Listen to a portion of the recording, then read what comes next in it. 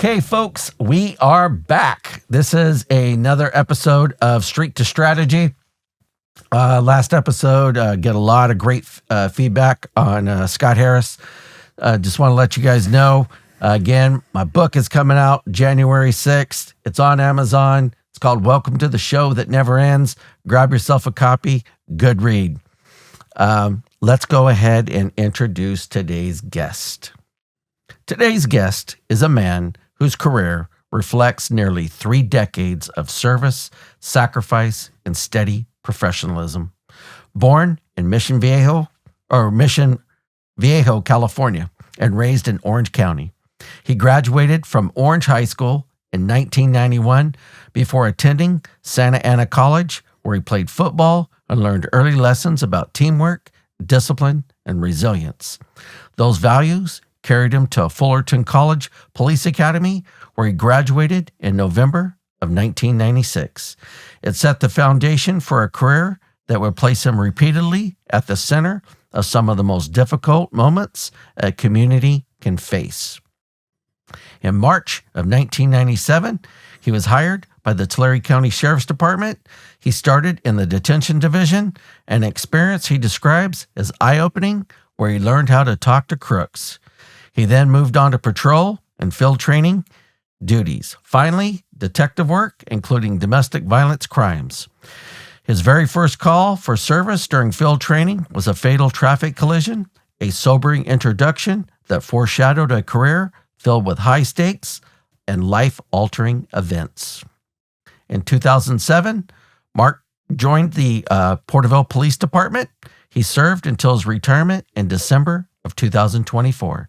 He worked patrol, trained new officers, and served as a school resource officer, became a detective, a traffic officer, a SWAT operator, a Bearcat driver, and a corporal. He was assigned to the Department of Justice Target Task Force from 2021 through 2023 and was present for multiple officer-involved shootings, critical incidents, and a line of duty deaths that shaped both his career and his outlook on the job. From tragic, fatal collisions and homicides to SWAT callouts under fire to major federal cases involving guns and explosives, his story is not just about law enforcement, it's about endurance, accountability, and showing up when it matters most. And somehow, along the way, he even checked off a bucket list item by getting roasted on the legendary River City Police Department satire page after retirement. It's an honor to have him here today. Let us welcome Mark Lightfoot. Welcome to the show. Thank you, Jason. That's a lot to get out, dude. That was a lot. Yeah. So you were born in Mission Viejo and grew up in Orange County. What was your childhood like, and how did those environments kind of shape you? I had a great childhood, no complaints. Both parents did anything and everything for me. Played a lot of sports growing up, literally from the time I T-ball age all the way through high school and then into junior college because I thought I could play college football. Wide receiver? Wide receiver. Okay. Wide receiver. Yeah. You know what? It's interesting, man. It's like, I know you all these years, and I did not know that you grew up in the OC. Yeah. I mean, dude, I love Orange County, man. And you left Orange County to come to the armpit of California. Literally. And we talked about it when I graduated from the academy. I just wanted to get a job. I agree. I didn't care where. I just wanted to get a job, get some experience. Tulare County came down, recruited a bunch of us. There were, I believe it was 8 of us in my academy class that graduated that got hired with Tulare County SO. But after everyone got like a year or two, they all bounced. A couple actually went Northern California. Most went back down to Southern California. I'm the only one still here. Wow. What role did family play in shaping your values growing up? Oh, they like set the bar on like what's right and what's wrong. Hey, you're not supposed to be doing this. You're not supposed to be doing that. And just instilled like, basically, hey, you got to live by a moral compass, and if you break that moral compass, life's going to go bad for you. And I have always tried to live by that moral compass. And that's why I say, like, when I got hired at the sheriff's department, it was eye-opening, working in detentions, because literally I grew up with the idea that marijuana was like this great evil. And exactly. And all of a sudden I get hired and I get thrust into this detentions division where I'm talking to guys that forget marijuana. They're shooting heroin and all that kind of stuff. And I'm like, oh, we're way past marijuana here. It was eye-opening. Were you main jail or where were you at? I was actually at road camp. Okay. And within a few months, though, road camp never had that old road camp before it closed down, never had any overtime. So I was always picking up shifts of overtime at main jail and Bob Wiley Detention Facility. Yeah. Because we were there. I worked, I was only there for a year, but I remember we were there together. Yeah. And, so you played football at Santa Ana College. Correct. What did it teach you about teamwork, discipline, and pressure and all that? Santa Ana College was eye-opening for football as well. Playing in, the little leagues in high school, but at Santa Ana College, you were thrust in with people with all kinds of different backgrounds. Not because at my high school, we all basically had a very similar type background. Parents were there, supporting us. A lot of the kids that I played with, we're young adults at that point at Santa Ana College, no parents. I remember some of them talking about having to try and find some place to sleep every night when we were in the locker room, stuff like that, which, I know a little bit about your background. You can kind of relate to that. Big time. And coming from like literally where I had both parents in my house, dad worked, 50, 60 hours a week, forget the 40 hours, provided everything. I mean, I got a 4x4 truck for my 16th birthday kind of thing. Oh, man. That's the environment I grew up in. That's like, you were like 90210, dude.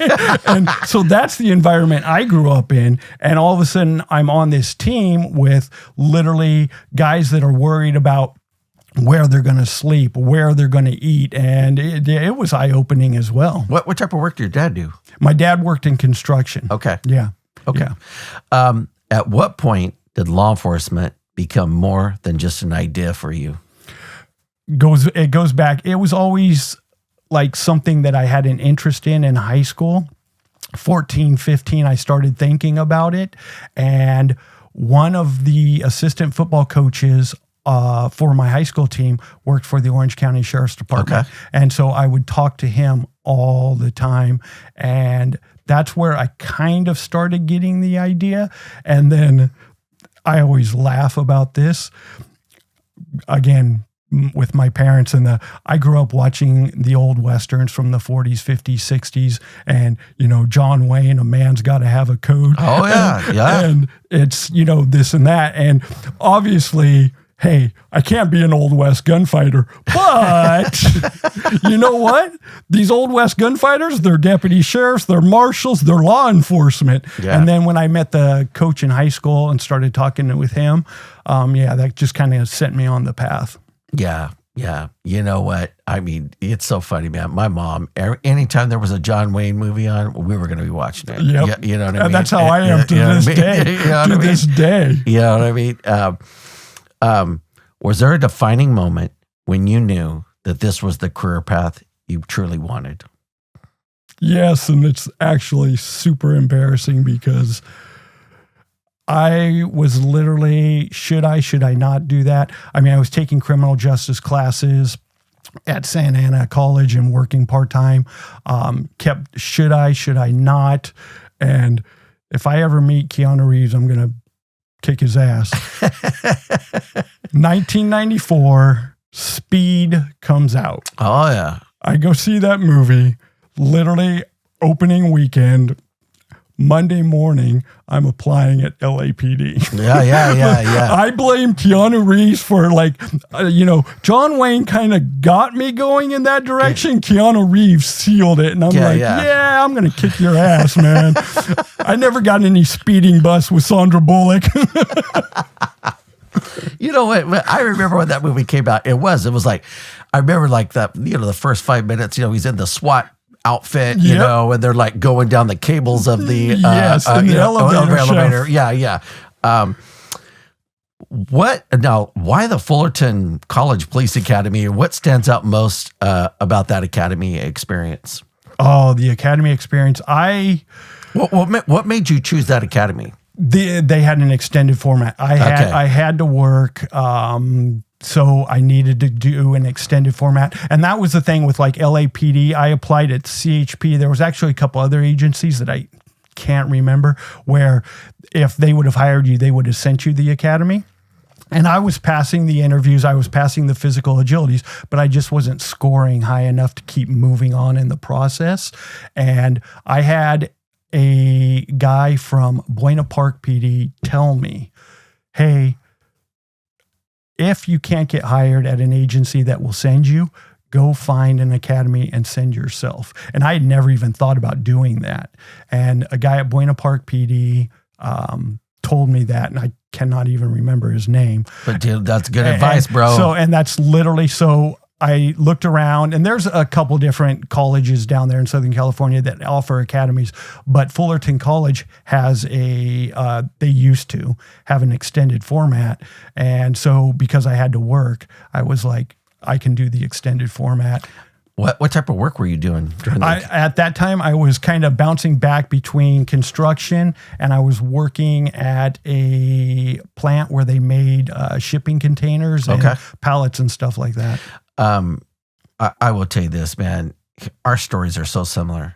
I applied at CHP and LAPD, and both of them during that time were having the big affirmative action stuff. And that was literally, it really kind of was almost. It was kind of the dagger in the heart for guys like us, because back then, I mean, they wouldn't come out and just say those words. But I mean, my background investigator, the Highway Patrol, flat out told me, come back in 3 years. It's funny. I can still remember LAPD, because they're so big, they do a lot of in-house training where they don't send guys out to training. One of the training outside courses that they do send their guys to is that old CSTI that was over Morro Bay Coast. I don't San Luis Obispo. San Luis Obispo, yeah. And I don't even know if CSTI is still going, but 2001, I get sent to CSTI. There was 5 people in that class from LAPD. One night, a group of us went to dinner at McClintock's, which is long gone now. Yeah. And I got talking to a couple of the LAPD guys. I scored an 88 on my interview with LAPD back in 94. And they literally told me, they're like, in the 90s, because this is 2001, 2002-ish, somewhere right around in there, they literally told me, they're like, in the 90s, if you were a white guy and you didn't score at least 90 on the interview, you weren't going to be moving on in the... Dude, I got 90 and I got 5 points for being a vet, and I still didn't get hired, man. I mean, it was horrible. How prepared do you think you were when you graduated in November of 96? Oh, I wasn't prepared at all. Yeah. Literally, you can go into a classroom, you can do scenarios, but until you're thrust into it, like literally, and obviously movies are just, I will tell you something. I just told a class at COS, I said, the academy teaches you this much of this much that you need to know. And they teach you the basic on, hey, this is what you're supposed to be doing, but you need to incorporate it with, there's so many factors that come in once you start doing it. It's just, I'm shocked that anyone even makes it past FTO. And 100%. 100. You got hired by the Tulare County Sheriff's Department in March of 97. What do you remember about your first day? My first day? Because I tell you what, for the folks at home, your first day at the sheriff's office, I don't care who you are, it's a different experience. Well, and this was the 90s. Like the Tulare County Sheriff's Department now, with their hiring process, they have a whole band strike up, parades and all that kind of stuff. But back then it was hilarious. I didn't think about any, badge pinning ceremony, swearing in ceremony, any of that kind of stuff, because I was the first person in my family to get into law enforcement.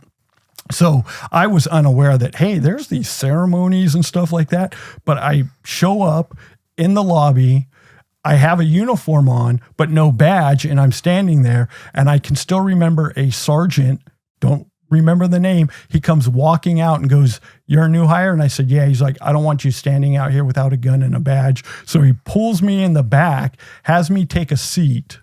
They walk me in to like the jail visiting area for main jail. And all of a sudden a lieutenant, I think it was a lieutenant, don't remember his name either, walks in and goes, "Hey, help us pick out a badge." And they literally had a old box full of badges and a kind of ruffle around. And they're like, "This one isn't too dirty. Put that one on." That's how they handed me the badge. And they're like, "All right, now raise your hand and say after, and literally that was my swearing in ceremony.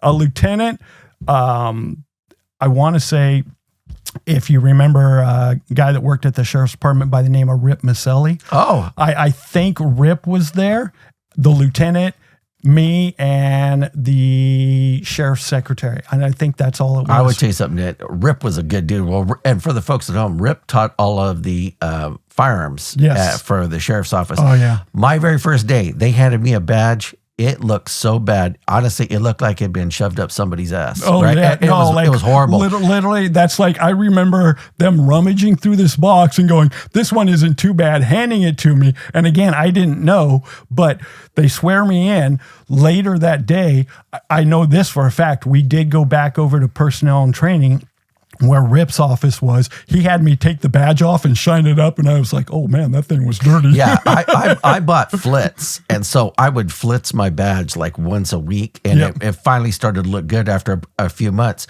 But for the folks at home, I remember they hand you a 686, which is a wheel gun. Yep. And we didn't use wheel guns in the academy. Then they handed me some ammunition that when they actually put it in my hand, it almost disintegrated, and I was like, "I think I'll buy my own." Yeah. And then, but the best part, the guy goes, "Hey, let me give you your off-duty holster," and it was a brown paper bag. I when they hand me that old wheel gun, I remember looking at it and thinking, and then Rip very quietly said, "We have Glocks. You just have to go through a one-day training course to carry it, but it's optional, so you have to do it on your own time." And me and all the guys did. And everybody did. Literally, as soon as you could get into that one-day Glock course, you didn't mind giving up your one day. 100%. Dude, I remember when I finally got my Glock, I was like, "Thank God." You started in the detention division for 18 months. Yes. Why do you describe that time as eye-opening? Again, it goes back to like my childhood, the way I was brought up. Like literally, I mean, stealing a candy bar, smoking marijuana. Oh God, you're going to hell. And, what have I done as a parent? I can't believe this. And like literally, I start talking to guys that are telling me about shooting heroin. Oh, yeah. They're talking about, taking baseball bats to the back of people's heads who they felt did them wrong. Oh yeah. And, and I'm like, wow, we're not literally, it was like, we're not in Kansas anymore, Toto. Big time. I tell you something, man, I worked at SEG for 6 months. Yeah. And, all those guys are in there for either murder, shootings. Yeah. There was a lot of sex offenders in there. Yep. I mean, and you're right.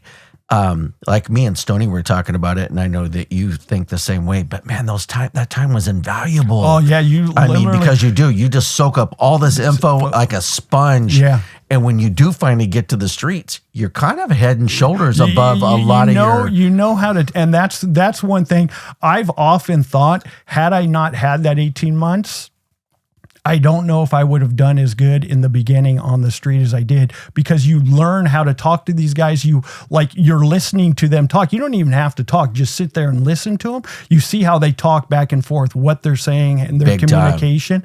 Oh, it was invaluable, in my opinion. And literally, I would not recommend working in the jails, but if anyone ever had a chance, hey, if you start your career working in the jails, trust me, you're going to learn so much before you go to the street. I totally agree. I would tell you something, man. My first week at Vice, remember, I just come out of work in Ad Seg. Yeah. So we get sent over to the Oval, and these gangsters, they're like cussing out these guys in patrol who I don't even know. Yeah. Well, I get out of my car, and all these gangsters recognize me, and they're still calling me Deputy McWilliams, right? They're like, Deputy McWilliams. And I was like, sit your ass down on the curb. I was like, who are you to be talking to my partners like this, man? I was like, you want to get your ass kicked?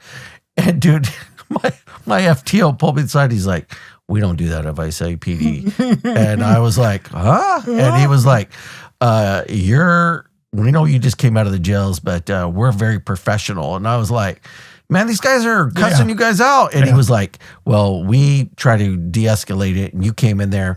I go, but the way that I did it, I go, did it work? He goes, it did. He goes, but I don't want to see that again. And they even documented that in my daily observation report. And that's the thing. Like, as my career went on, I started living by that stupid line Patrick Swayze says in Roadhouse, be nice until it's time not to be nice. But there's a lot of people, they don't understand. Hey, sir, can I talk to you real quick? I have some questions I need to ask. They do not understand that, and they're not going to respond to that. Yeah. And there's a huge portion of society that does not understand, hey, motherfucker, get your ass over here before I take care of business. They don't understand that. Yeah. Because they're not having to talk to these people on a daily basis that they just don't care. 100%. I would tell you something. I got written up more than once at Vice. They would be like, Jay, did you use profanity? I'm like, oh no, I motherfucked him. I'll tell you what I did. I'm like, but you know this way, when you're dealing with gangsters, gangsters do not understand. Pretty please with sugar on top when you have a seat on the curb. They understand. Sit your ass down before you get knocked out. Then they be like, all right, man. And then it chills it out. Yeah. But, we learned that in the jail. Yeah, literally, that's where I learned that. I did too. And, and it's like, and we're not going to be calling gangsters sir. Exactly. You know what I mean? We don't do that. And, but I really struggled my first couple years at Vice A, man, because they did not like that TCSO jailhouse mentality. Yeah. What did working custody teach you about people that you could not learn anywhere else? Oh man, that's a great question. Like that, one of the big things, and that's a huge thing with crooks, is when you would tell them something, they would remember that shit. So you had to stick to it. Oh, big time. Like literally, hey, I'm going to do this, but I need you guys to do that. They would literally come back. Hey, you said you were going to do this. And it basically, if you're going to say you're going to do something, stick to it. Big time. And same thing goes with my coworkers. Hey, you remember the old sick call? Yeah. Exactly. Hey, you said you were going to handle sick call. All right, I'll get on it. No, don't, come on. Hey, you said you were going to do it. Stick to it. Like, hey, be a man of your word. I was going to tell you, for the folks at home, sick call, we had these pill carts. We would have to explain sick and call. You had to push around this cart, and it had like all the meds. And so a lot of these guys, they used to call it, remember, cold setup, cold setup, yep. Right? And it was this little cup, and it had a couple of pills in it, and it would be like maybe Tylenol, some ibuprofen, and something like that. But I will tell you that, there was something that happened to me. I will never forget. It was my last day at AdSeg, and that week I was taken off to to Vice APD. But all the guys in AdSeg, as I'm walking around, I'm like, hey man, thanks for being cool. And I'm talking to these guys. So many guys in there told me, hey man, you were one of our coolest deputies. Yeah. We appreciate it. You were always cool to talk to. And it was weird later on in life, man, when I run into these guys out in the streets, man. A lot of them are like, hey man, you were cool. And it actually saved me a lot of times, man. It would help out. Yeah, because there were a lot of guys that were deputies that were just mean to those guys for just the sake of being mean. Just to be mean, because. And I didn't do that. No, again, it goes back to, and it's stupid, but be nice until it's time not to be nice. 100%. You have said that it is where you learned how to talk to crooks. what does that really mean in practice? Like where you can communicate with them and they'll understand, like they don't feel like you're talking down to them. Correct. That's the huge thing. 9 out of 10 of them, they're not the sharpest tool in the shed. Yes. But at the same time, they don't want to be talked down to. They don't want to be put down. They don't want to feel like they're being made fun of. They're still a human being. No matter how horrible of a person they are, they're still a human being. Again, be nice until it's time not to be nice, but don't talk down to them. If you need to, use some foul language to get your point across, hey, they understand that, but hey, once they start complying, then, hey. Back off. Yeah, I would say this. You know what I learned too is, and a lot of people don't know this, there is a whole jailhouse language. Oh, yeah. That's unto themselves. Oh, yeah. And, I learned that, and it was invaluable once I got to the streets because I was already kind of hip to the game because I already knew, it's like just the way that they talk to each other, codes, the way, it's like, hey, like just the term buster, right? For the folks at home, people that wear blue call people that wear red busters. Oh, yeah. And it's short for sodbuster because it was like, they are farmers. They're farmers. Like and then the Northerners would call the blues scraps. Yeah. And if you don't work the jail, you're not going to know that. It's something that you might pick up, but in the jails, you pick that like the gang lingo, scraps, busters, back and forth, norte. I had, again, growing up in Orange County, there are gangs in Orange County. They're like, they stick to their areas in Santa Ana, a couple places, Anaheim. Not so much where I was, never had any dealings with any gang members, any of that kind of stuff. So that was a whole new world to me also. Well, plus, you know what we got to learn? We got to learn a lot of tats, right? So all the tattoos. Oh, yeah. We got to learn that. And once I got to the street, like, you can recognize things on people. Nobody had to tell me, hey, this is what this meant. In fact, while I'm on FTO, I'm showing my FTO stuff. You know what I mean? Because we had already been doing that, How did custody prepare you for patrol, even if you didn't realize it at the time?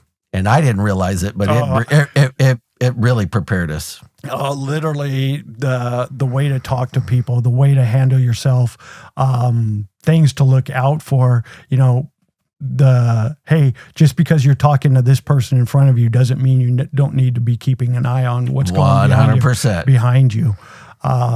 There's a bunch of little things that like you could just think about, like what you learned working in the jails that helps on patrol. Oh yeah. And it is, by the time I got to patrol with Visalia, man, I already knew how to talk to crooks. Nobody needed to tell me to, hey man, you need to ramp it up, or even our officer safety. I think our officer safety was better. Oh, yeah. We just knew how to talk to people, and we knew how to stand. We knew how to look at people. And we just knew how to do all that stuff that nobody had to tell us how to do that. The officer safety. I mean, how many times in the jails where you would contact, 3 or 4 guys, and all of a sudden you'd have 3 or 4 guys that you're patting down all by yourself. Big time. I mean, it happens on patrol. It shouldn't happen on patrol. It shouldn't happen in the jails either, but it does. And you learn how to kind of control that situation. Hey, while I'm patting this guy down, I've got these 3 guys over here. And, you're in kind of a controlled environment, but they'd still kick your ass if they wanted to. Oh, yeah. Oh, yeah. Big time. Looking back, do you think every officer should start in detentions? Oh, well, to me, 100%. There's no if. I mean, it sucks. I'm not going to sit there and say it doesn't suck, but if every officer that goes and works patrol could do even just 6 months in the jail, it would be invaluable experience for them. Yeah, I even brought that up one time. Hey, man, 90 days, give them a 90-day. Because I will tell you this, I was like you. That's why I only did a year at the sheriff's office. And the minute Visalia, I found out that they were hiring, I went and applied because for the folks at home, back then, you were going to have to wait 3 to 5 years to get to the streets. Yeah. And that's why. And a lot of us were chomping at the bit to go get patrol experience. I did not want to do 5 years at Bob Wiley. And that was the thing why I went to Porterville substation, is it was made very clear, if you don't want to work North End headquarters or Rossi substation and you're willing to go south to Pixley or Porterville, you might actually get out before that 3 to 5 years. Yeah. And that's why I was like, I will go to Porterville. I would have taken Pixley too, but I'll go to Porterville, and 18 months. So I didn't even do a full 2 years. Also, back then, and I think it's still to this day, Porterville sub is still going to be the busiest sub, I would think. My understanding is they're still very busy. I know that a Rossi Cutler's substation stays pretty damn busy. Yeah. Well, HQ too. I mean, headquarters has a lot of calls for service. I don't know if they have the same type of calls that both Porterville and Rossi Cutler are having, though. And then Pixley's out there where, you might get a couple. Your very first call for service in field training was a fatal traffic collision. Take us back to that moment. Oh, I look back on it then, and I'm like completely amazed that I got through that. We're in briefing, and sitting down with my FTO, Brian Nix. And good dude. And Brian's a funny guy, and I've got more stories along the years because he went to Porterville with me, or I should say I followed him over to Porterville PD later. We're sitting there, and briefing just started. 1,700 hours. That's we were working weekend nights, 1,700 hours Friday night. All of a sudden, call comes in. Traffic collision on Highway 65 near Linmore, Lindsay area, possible fatal. And for the folks at home, that street is a horrible, that's 65. I do not know why. Well, and it's just a horrible street. There's been so many fatalities there. Highway 65 at Linmore, the problem is you've got Highway 65, which is 2 lanes north, 2 lanes south. Then you got the cross traffic. You've got Linmore's the cross traffic, and the Highway 65 does not have to stop. So you've got Linmore people that are trying to pull out in highway speed traffic. Whoever came up with that, yeah. You're a rocket scientist. Anyway, so literally comes out, and it wasn't even our area, but Nix looks at me, looks at the sergeant, and goes, not very often you get a traffic collision with an 1144. We're not positive yet, but I'm taking it for training. Day one. And so we jump in his car, and we start hauling ass up there. Get on scene, and I don't remember the particulars. Obviously, the highway patrol handled the collision itself, but we had the 1144. And I don't remember the particulars of the collision. I just remember a Hispanic lady and like a small Honda or Toyota vehicle coming off of Linmore had pulled out, and highway speeds, didn't see somebody, and someone hit her at like 65, 75 miles an hour and spun her car out. She was not, this is what I remember though. She was not wearing her seatbelt, and it threw her into the windshield, smashed her face. And this is where I can still see it like it was yesterday. She literally smashed her face in, and her face partially went through the windshield, and she caught the top of the roof and where the windshield and the roof meet, and it literally scalped her. Oh, Jesus. And yeah, she was. Yeah. You know what, man, bro? And think about how many of those that we worked. And you know what, man? And you know what the sad part is? You know, like you getting emotional right now with it. It takes me right there, bro. Yeah. Because guess what? We've worked those. We've all seen them. We work them on a Monday.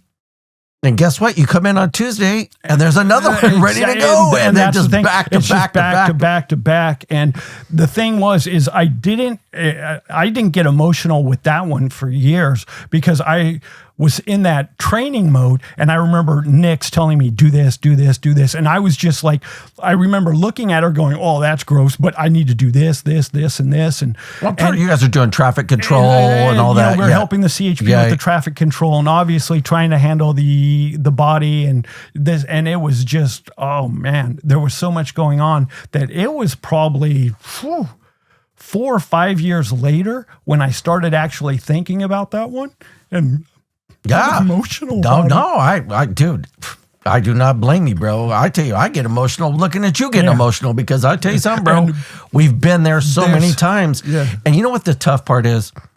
Are you bothered by leg veins of any size, or is leg swelling or pain bugging you or someone you know? I would recommend that you make an appointment with our friends at Sequoia Vein and Wound to take care of it. With a friendly bilingual staff and their years of experience, they are happy to help resolve those issues.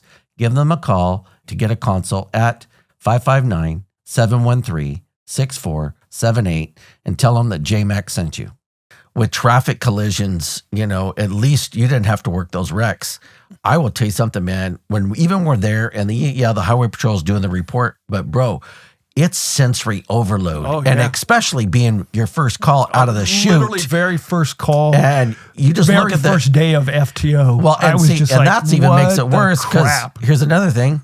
You'll never forget that because that's your very first call. Yeah. You know what I mean? Literally very first call.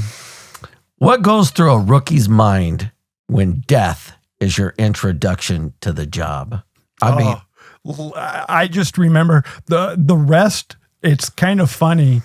Almost the rest of my FTO is a blur compared to, there was literally only 2 calls from my entire 10 weeks of FTO at the sheriff's department that stand out to me. That's one.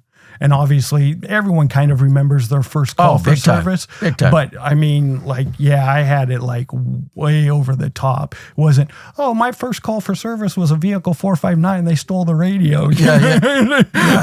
No.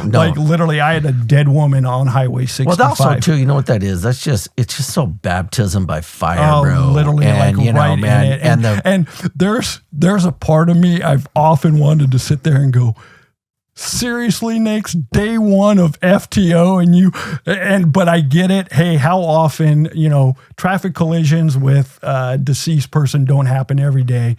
You need to experience. I get that. But oh man, day one. I would tell you something though, but knowing Nick's, that's actually pretty cool on his part because what he's trying to do is hey, I want you to see this and experience it. And, think about, if you had been just off FTO and now you're out there trying to handle that by yourself. Oh yeah. So good on him, dude. Yeah. How did Nick's handle that situation with you?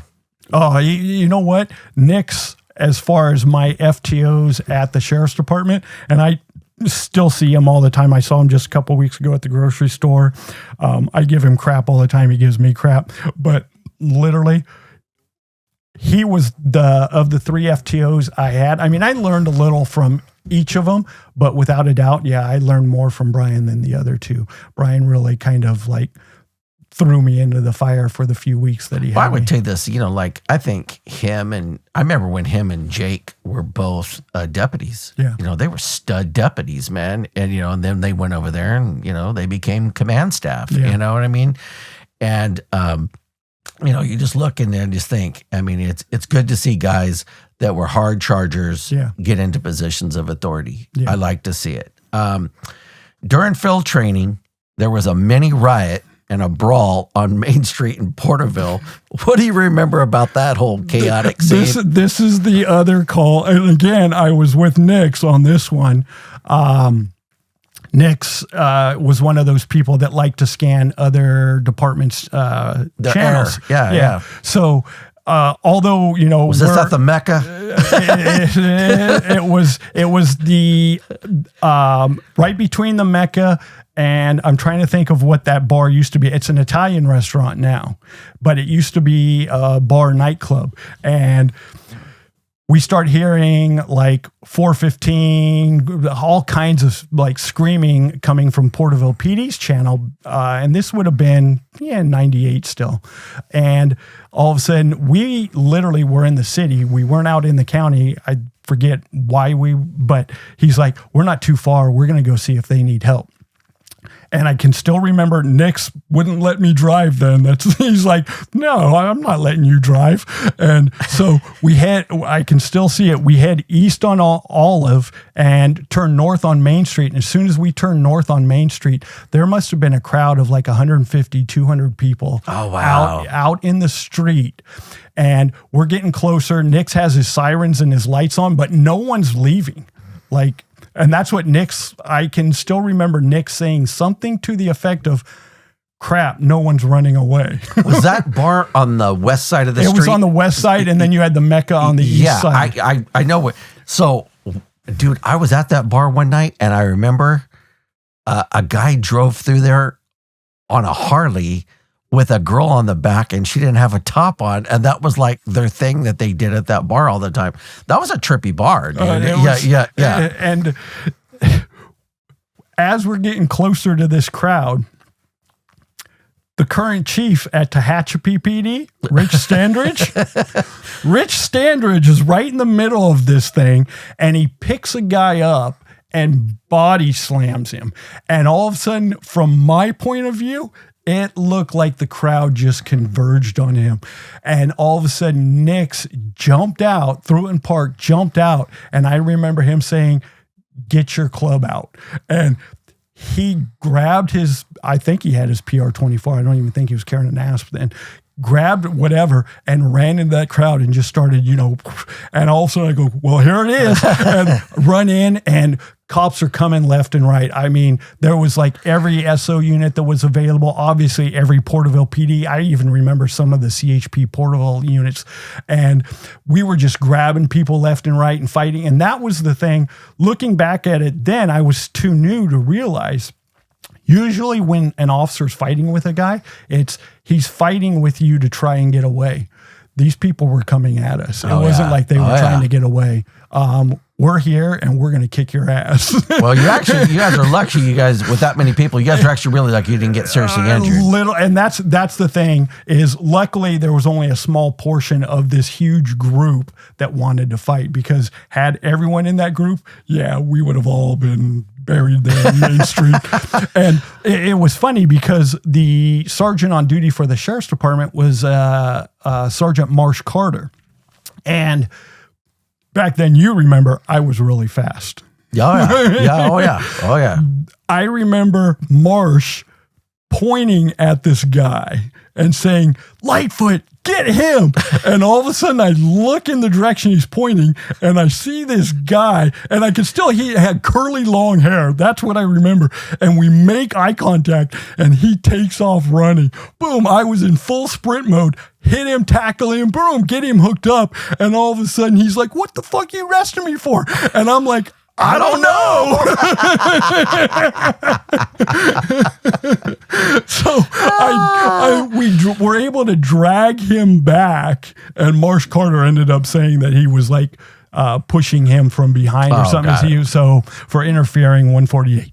But by the time it was all over, said and done with, we had like, I want to say there was like somewhere like 18, 19 guys in custody. Okay, that's a lot. Yeah, that was a lot. And they were all 148s, 647Fs. There was a couple like... and for the folks that know, 148 is resisting a peace officer in performance of his duties, and then 647 is just drunk in public. Public, yeah. When did it hit you that this job would expose you to repeated trauma?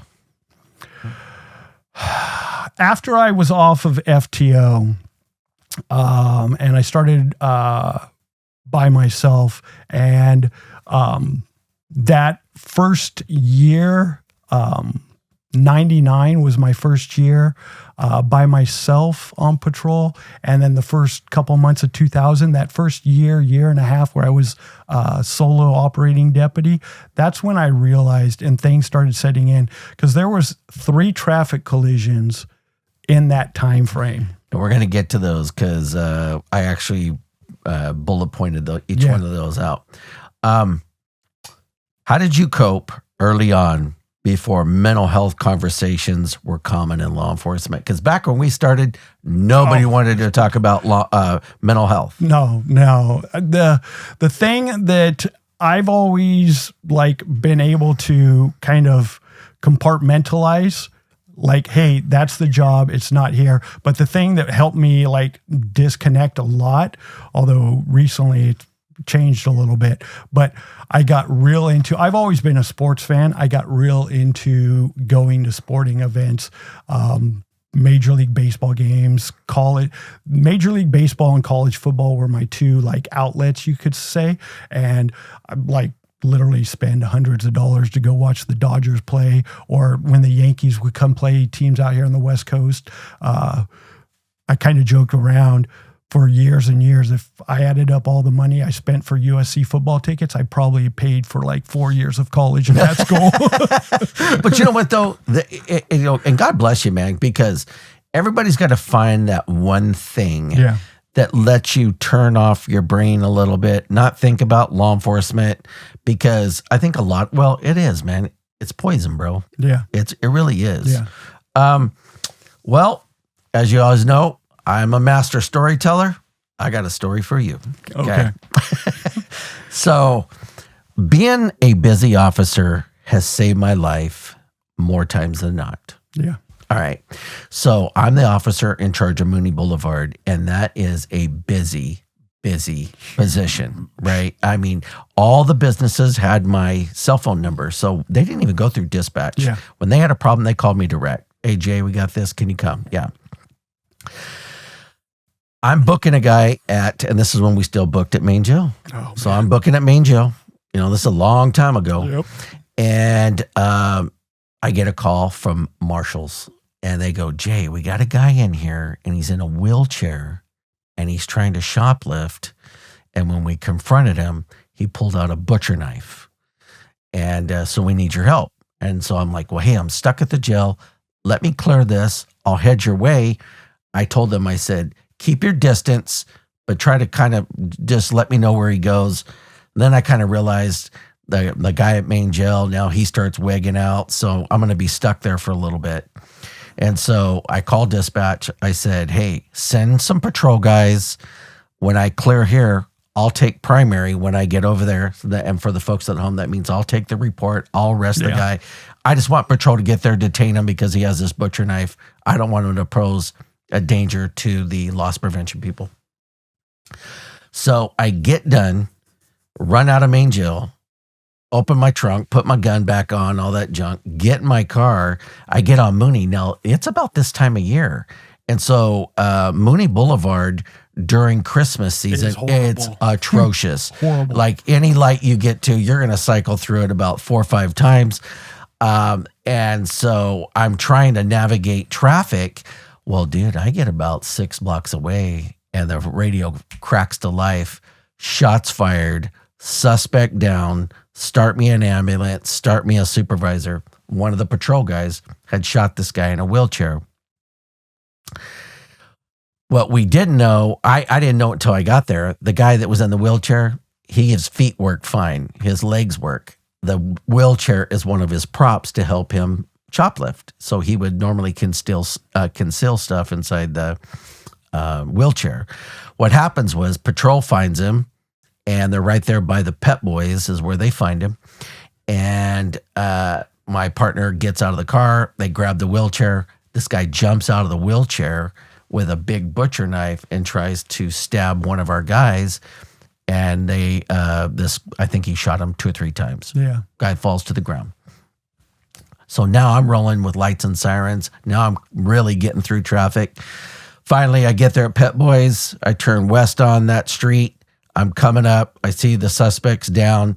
There's a rookie that is on top of him with no gloves. And the minute I see this guy, I know he's uniform precautions. He has HIV. And so I run up and I go, hey, Rook, universal precautions, dude. And his hands are covered in blood. And I remember he looks up at me and I just went like this. Welcome to law enforcement, Rook. Right. right. Exactly. Yeah, right. Exactly. And so, and that was that rookie's first 2 or 3 days on the job. Yeah. And so, his FTO, I'm like, the FTO is the one that shot. And I'm like, hey, you okay? He goes, oh, yeah, I'm great. Well, ambulance gets there and he's deceased. Yeah. So we're stuck there, but man, it's a cold day. And you know, this on an OIS like that, we're out there for hours and hours and hours, and we're freezing. And, you know, people are mad because they can't go down that street, and we're just dealing with all sorts of stuff. Well, finally, TCSO, the sheriff's department, they show up and they're going to be doing the criminal portion of this. Yeah. So a guy named Paul Geezer. Do you know who Paul Geezer is? Paul. So Paul was married to my ex-wife before me. This is when me and her together. And so they go to this, Jay, do you know Detective Geezer? And I go, yeah, I've heard that name about 100 or 200 times. But what was cool is me and Paul actually became very good friends, and we're good friends to this day. But I tell that story in this. The most routine call, some guy shoplifting, think in less than a 10-minute span, an officer-involved shooting, a suspect is killed, a brand new rookie has HIV blood on his hands. Yep. He had to take the baseline and get the shots and get checked out for all that, you know, for like 6 months afterward. Horrible situation. Yep. But I tell that story because I let people know anything that we do out here, and people just look at it and think the most mundane thing can turn into sheer terror in a second. Exactly. You handled multiple fatal traffic collisions, each one deeply tragic. Yeah. How do those calls stay with you today? Oh, they're in the back of my head all the time, and get emotional just thinking about it. There's like the 3 that I mentioned to you. I'll give you one right now. Let's just take them one at a time. The first death notification you made to a wife whose husband was ejected. What did that teach you about compassion? Oh, that goes back to what they teach you in the academy. Okay, they can teach you, hey, when you respond to a traffic collision and there's a death, you need to do this, this, and this. No one teaches you how to do a death notification, and there's nothing you can teach someone about a death notification. It's just you need to do it. And that was my first one. And I was by myself, and I still remember Avenue 95, Road 236, older gentleman in an older pickup truck, didn't stop for a 2-way stop and got hit, wasn't wearing a seatbelt, gets ejected. And actually his body was not actually all mangled and whatnot. He, other than some scratches and bruises, he blunt force trauma, probably. Exactly. Yeah. That's exactly what it was. But all of a sudden we, get done on the scene, and I remember the supervisor going, head over to the house and try and make contact with a family member. And this is where I'll get emotional. Knock on the door, and an older lady answers the door. And all of a sudden, I cannot remember her name. I go, are you so-and-so? And she goes, yes. And I go, you're related to, and I say the gentleman that passed away, say his name. And she goes, yeah, he's my husband. So then... I'm sorry. No, you don't have to. You have nothing to apologize, bro. So then he or she goes, what's going on? So I literally tell her, I go, he was just killed in a traffic collision. She doesn't cry. She doesn't break down or any of that kind of stuff. She literally just sat down on the couch, and I can see it like it was yesterday. She goes, what am I supposed to do now? Yeah. And I did not know what to say to her. Yeah. You know what, man? And that's the thing. I look back, I'm like, I was, that would have been 98. So I was 26 years old, not married, no kids. I'd never done a death notification. And all of a sudden I have this widow. What am I supposed to do now? Oh, I know. You know what, dude? Every time we did one of those, brother, it's just a gut punch to us, because you know this, we're giving the worst info to people. Oh, yeah. And it is, and I hate to use this word, but it's a mind fuck on us. Oh, I mean, literally. dude, and it's like, bro, you don't have anything to be apologize about, because I can tell you this, every guy has that story. Yeah. And dude, I have those. And dude, when I tell them, just like you, brother. And I'm going to tell you this, man. You know, I want to transgress real fast, but you were always one of my favorite deputies. Thank we you. started together. Yep. We did the Baker to Vegas run together. Yep. Very first year TCSO ran. Yeah. And then all the years you were in Porterville, you've always been one of my favorite guys because I think for you, man, you have this easygoing way about you, brother. And, literally, it's like the Orange County just laid back surfer attitude. Correct. And, you know, and I will tell you this. Anytime your name has ever been brought up, I have never heard anybody badmouth you. Well, it's funny that you say that because, you know a guy by the name of Leonard Phillips? I do, very well. You would know him from when we worked in the jails together. We worked at Wiley together. Exactly. Leonard said this years ago, and it just stands out. He goes, you know you're an asshole if you can't get along with Mark Lightfoot. Yeah, dude, I will agree to that. Because, dude, you just had always this, I remember every time I saw you, you got this $1 million smile. You got, movie star hair. It's gray now. It's gray now. But it's just funny, man, because, dude, you were just so cool. And, I think you were probably everybody's favorite Porterville. You and Marcel and those guys. I mean, these are tough. Yeah. The collision involving 3 brothers that were killed with a 4th that witnessed it. How did you even begin that conversation, bro? And that one was literally within weeks after the older gentleman that I had to notify. Literally, I don't even know if there was a 2-month gap in between when the gentleman crashed and when the brothers crashed. They were field workers. And again, it was Terabella area. They missed a stop sign, 2-way stop with the road and collision. None of them had their seatbelts on. I don't recall if they were ejected or not. And I actually got on scene late, but I got there and CHP was already on scene. Ambulance was already on scene. I think there might have actually been 2 CHP officers already on scene. I know ambulance was on scene.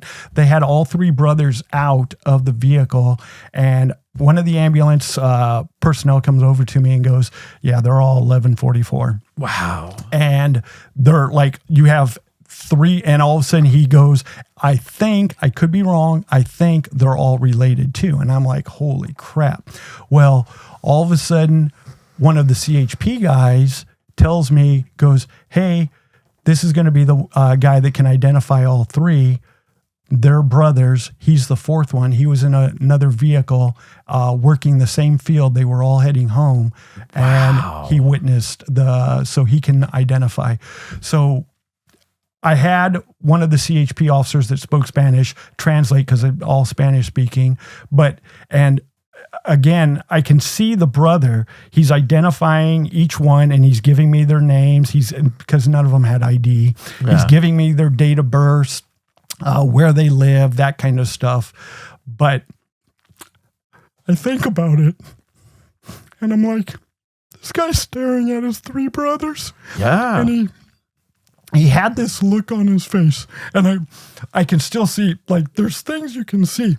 He actually had a John Deere tractor hat on. I can still remember the John Deere tractor hat that he had on, that green and yellow. Yeah. And it said John Deere on it. And he's sitting there, and the way he was staring at him. Oh, yeah, man. Yeah, bro. You know what, man? Those things, and, we all have these calls, bro, that it'll be with you till the day you die. Oh, yeah. And that is the tough part, because I know that me and you both wish that there's certain things that we could take our brains, wash them, and forget some of this shit. And that's, you know what I mean? Like, the stuff that I had to do, so to speak, like where, I had to, kick the crap out of this person, or like when I got shot at. Actually, that stuff doesn't bother me. It's like the stuff that I witnessed other people. Yeah, the devastation that these people are going to have to deal with. Yeah. Oh, yeah. You had a crash involving a grandfather that was killed while his grandchildren survived in a burning vehicle. Oh, this one's like Did the kids get burned or no? This one takes the cake. Well, how did that whole thing affect you personally?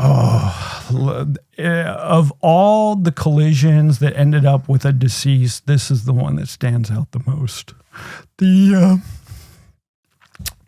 I can still remember the whole backstory. The grandfather was the father of the kid's mother.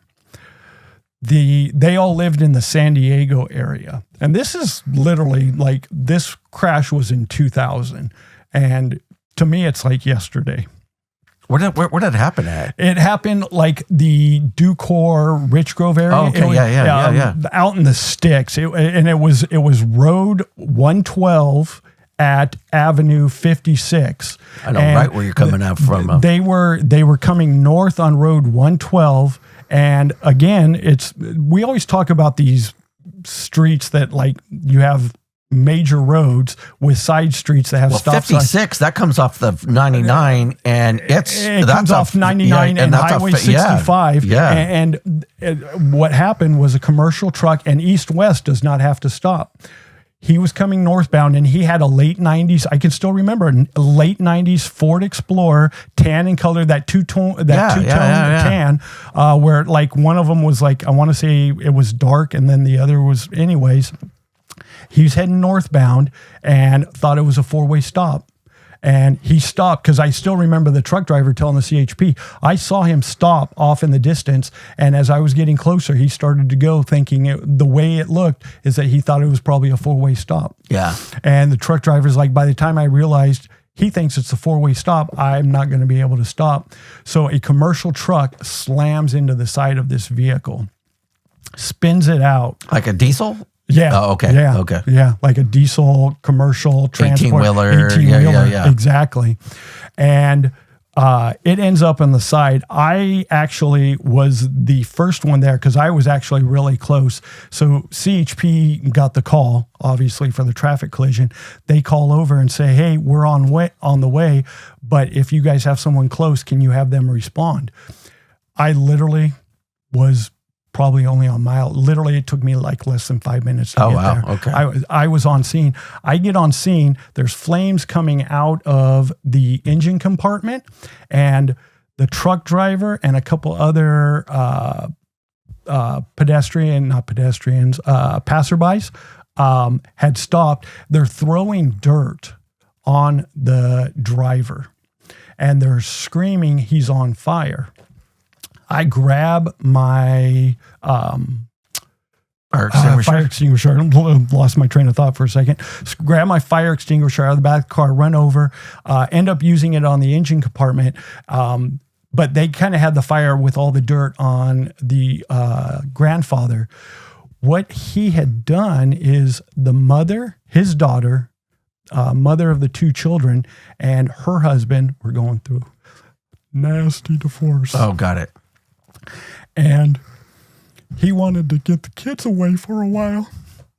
They had a house up in like Three Rivers or something like that. So he thought it'd be nice to take them for the weekend. And he was doing back roads just instead of, and that's where I sit there and I'm like, if he was heading there, why would, and one of the family members said that he talked about taking back roads just to see the scenery. Got it. And in my head, I'm like, if he would have just taken 99 to 198, we would not be in this situation. But that's what happened. And he was like between the dirt and how much he had caught on fire. And he was dead, blunt force trauma. Literally, the truck hit him probably hit the engine compartment and the front driver door. Spun it out, but the two kids in the back, we're talking a 5 and a 3-year-old. The boy was the older. He was 5. He sustained a broken leg. The little girl was 3. And I remember she had some big, huge cut on her head. And like the doctors talking, even back in 2000, they talked, she probably had a concussion. But the father or the grandfather was so badly burned, like his whole face, chest area, and with the dirt on him. I mean, I had his ID, but I used the 5-year-old to identify. Oh, Jesus, man. Jesus, brother. Jesus. I remember showing him at the hospital. Hey, is this your granddad? Yeah, he was the driver. Wow, dude. You know what, man? I mean, dude, those are hardcore stories. All three of them. Yeah. And, and I'm sure these all happen months apart from each other. It's like bang, bang, bang. Literally, I had the one where I had to make the death notification. And then 2-3 months after that, it was the 3 brothers. And then 3-4 months after that, and it was early 2000, had the one where I had to use the 5-year-old for the positive ID. And I'm just like, and I remember talking to the family in San Diego at Sierra View's ER. I was on the phone talking with them, and that's how I got all this information. And just, that was the first one. I kept it together there, but when I got home that night, oh yeah, dude, that was the first one where I broke down. Oh yeah. Yeah, you know what, dude? And I got similar stories, brother, because guess what, man? It's just, we have hearts, and what happens is we have to go into this cop mode. But when you get home and you I mean, I used to, I have it to this day, but I have this thing. When I get home, I take the uniform off and I sit in the tub for about 30 minutes. Yeah. And that transforms me from Officer McWilliams to Jay. Right? And, dude, but there was many times sitting in that bathtub just going, did I really see that today? Yeah. Did I really have to do that today? Oh, literally. And, and there's just times where, and, I know you've felt it. I've many times driving away from the PD where I would go, why did I pick this godforsaken business? Literally, I go back to like Keanu Reeves and Speed sent me over I think this is what I want to do. And that's why I sit there and I'm like, man, I ever meet Keanu Reeves, I'm kicking that dude's ass. Is there a right way to deliver a death notification or only a humane way? This is like what I remember my FTOs telling me. I remember supervisors. I don't know if there's a right and wrong way. You don't want to beat around the bush. Obviously, you want to just get right to the point. But man, I've had to do it a couple of times. The one that stands out is the very first one, obviously, and it's never pretty, no matter how you deliver it. You know what? There was something in me. I literally have a funny story about one. Thank God I wasn't there. I wasn't involved. It wasn't me. Don't know if you know him. Do you know a guy? He ended up having to, what I've heard, I love him. I get along with him great. Haven't seen him in years, and I'm talking years. Frank Dillard? Oh, yeah. Okay. Yeah, I worked gang task force with Frank Dillard. Okay. Frank had a death notification, and I guess there is a wrong way. I was going to say, Frank's probably not the guy you want to send out to a death notification. And for the folks at home, to give to his credit, he served in Iraq and Afghanistan. Literally. Lost.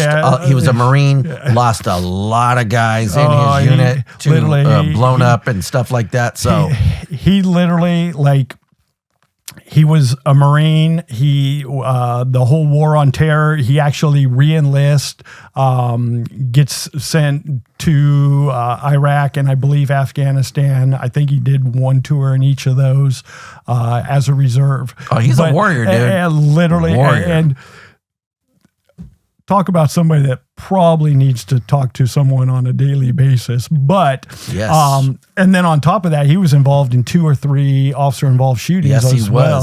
So him and Kirkendall, they carried those really bitchin' looking blacked out Kimbers, right? They Kimber 1911 45 and they ACPs. had, and for the folks at home, the thing about the Kimbers is it's single action. So when they're walking around, that hammer is back. Exactly. Right? Exactly. And so me and the guys, I'd be like, anything we're going to do, I'm going to be behind Dillard because I don't want to get shot in the ass with that 45. But yeah, I remember they had those cool out, blacked out Kembers. Nice pistols. But Frank responded, like he'd handled the 1144, responded out to the house to make notification, gets on scene. Everyone's Spanish speaking. Frank doesn't speak Spanish. So this is the way the story has always been told to me from multiple people. And I'm like, but if you know Frank Dillard, you could totally believe it. He said his name, and I can't remember the name, so I'm just going to, Jose No Mas, muerto. That means dead. And literally like no more dead. And I'm like, and then the way the story goes is he turned around and walked off. And like, I'm like, what? If it was anyone else, I wouldn't believe it. But Frank, Yeah. And you know what's so funny, man? I had to, there was a way that even when I would have trainees and we would do it, is I used to tell them, what would you rather have? You want to die from 1,000 cuts or do you want to die from a headshot? Right? Yeah. So I go, we're going to do this, but and I would try to show my trainees how to do it. But I always try to do it like this. Folks, can we come in? We need to talk to you about something. And it's very private. And then once you get in there, can we have a seat? Yeah. Yes, have a seat. And then once people are sitting down, then I would tell them, unfortunately, I'm here because, a family member's passed or whatever. And that was kind of like the way I would try and do it. Yeah, because some guys would just do it right there at the door, and then people fall to the ground, and you got all the stuff going on. And I used to tell guys, dude, you got to give people a moment to process stuff. And we are given the worst info known to man. Literally that wife. What am I supposed to do now? Oh yeah, big time. And and then I had some trainees they want to sit around and roll around on the ground balling with these people, and I'm like, you got to keep your composure. And I'm like, and we can't do that. No, I'm like, look, if you lose it, it's going. And then also too, I would be like this: we only got about 5 minutes to be here. We can't stay all day. Yeah. Right. How do those moments shape you? And how do you view life outside of the badge when you're at home and after all this stuff has happened? How's it affecting you, brother?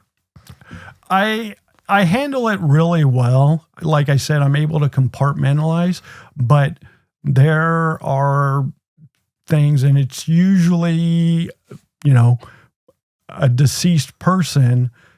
And it's not so much the dead body itself. Like the blood and gore never really bothered me. It's the scenario that's going on around. Like, how it affects everybody. How it affects everybody else. It's always in the back of my head. Like I think about some of these things, and now that I'm retired and have a lot more time, literally they're popping up in my head all the time. And just try and read something, hey, I'll pick up a book to try and take my mind off of that. Cause it's always there. Dude, I would tell you something, man. There's about a half a dozen calls and I don't know what it is, but they hit me at the weirdest times. Oh yeah. Like, hey, like this morning, I rolled out of bed and one of them pops in my head. I'm in the shower. I got one of my French bulldogs in there and I'm trying to give him a bath. I don't know what it was. All of a sudden one of those calls pops into my head and I'm sitting there going, why is this coming at me at these weird times, man? And there's no rhyme or reason to it. But like me and my wife were talking about it, and I just said, I just have to resign we have to resign ourselves. This is going to be this way forever, I think. Literally, and that's where I'm at. And it's weird because I'll be watching like the dumbest action movie and someone will get killed and then like people stop and they're looking at this dead body and it'll like make me flash back to something. Oh, yeah. And what's really is I've always been a kind of a history buff. Over the last several years, I've really gotten into history and we just get, like, hey, one body here, two bodies there kind of thing. I sit there and I'm really into military history and I think about like the guys at Pearl Harbor. They're, looking at thousands and their friends. Oh yeah. Yeah. It starts to break me down. Oh, and yeah. I'm like, That was 1941. I wasn't born until 73. What the hell? Yeah. You know what? I would tell you something, man. There's a show. It's on HBO. It's called The Waves of War. Okay. You should check it out. Okay. But what it is this. It's actually, you can watch it on Netflix, but it's 3 Navy SEALs who are on SEAL Team 6.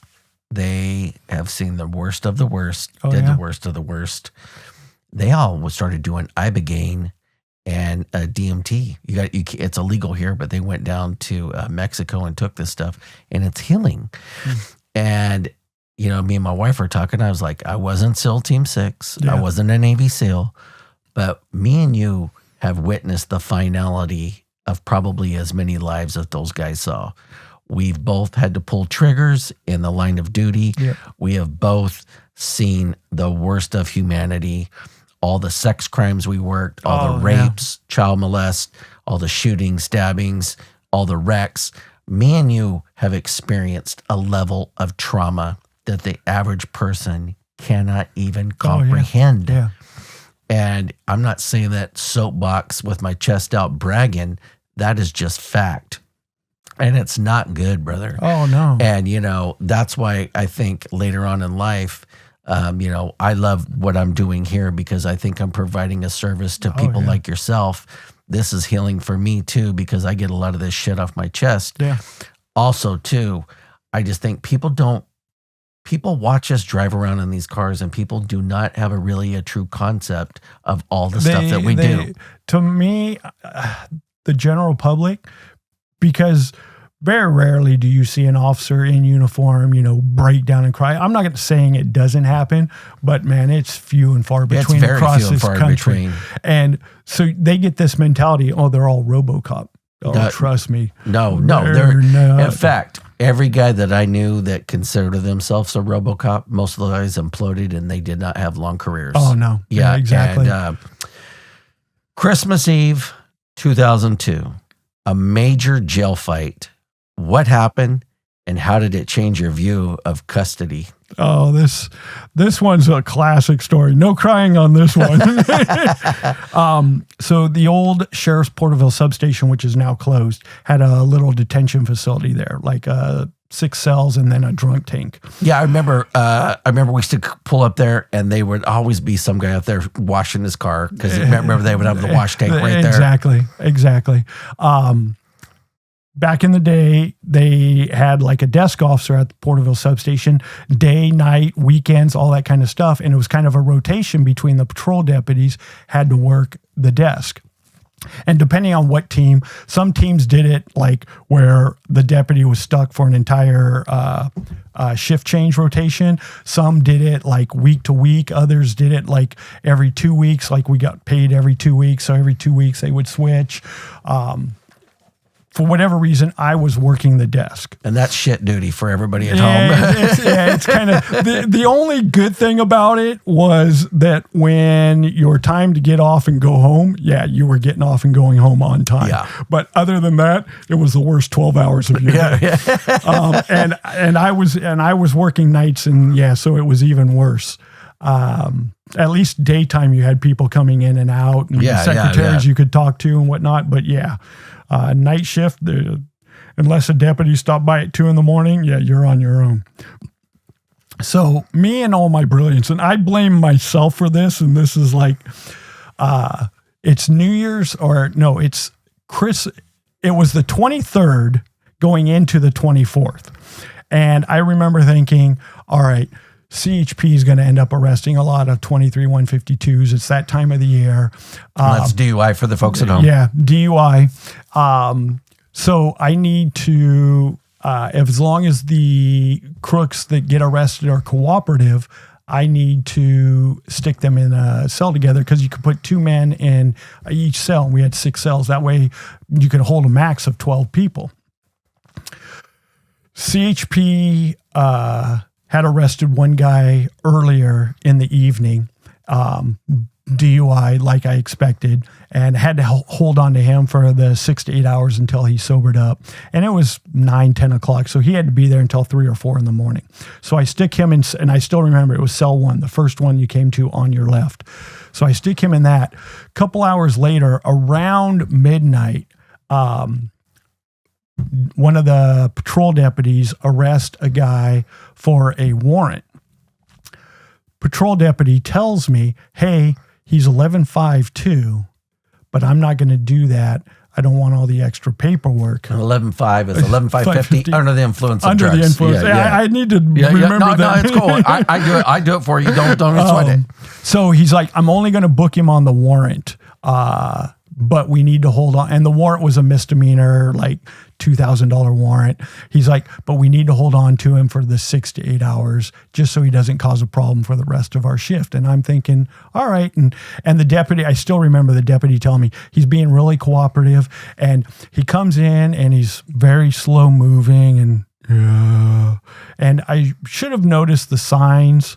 I'm like, all right, this isn't crank here because he's not all amped up. I'm thinking heroin maybe, or well, it gets even better than that. So, but he's being really cooperative. Yeah. He's answering the questions. The other guy was being really cooperative, and I go, I'm going to stick them in the same cell together. So it's a little after midnight now, 12:30-ish.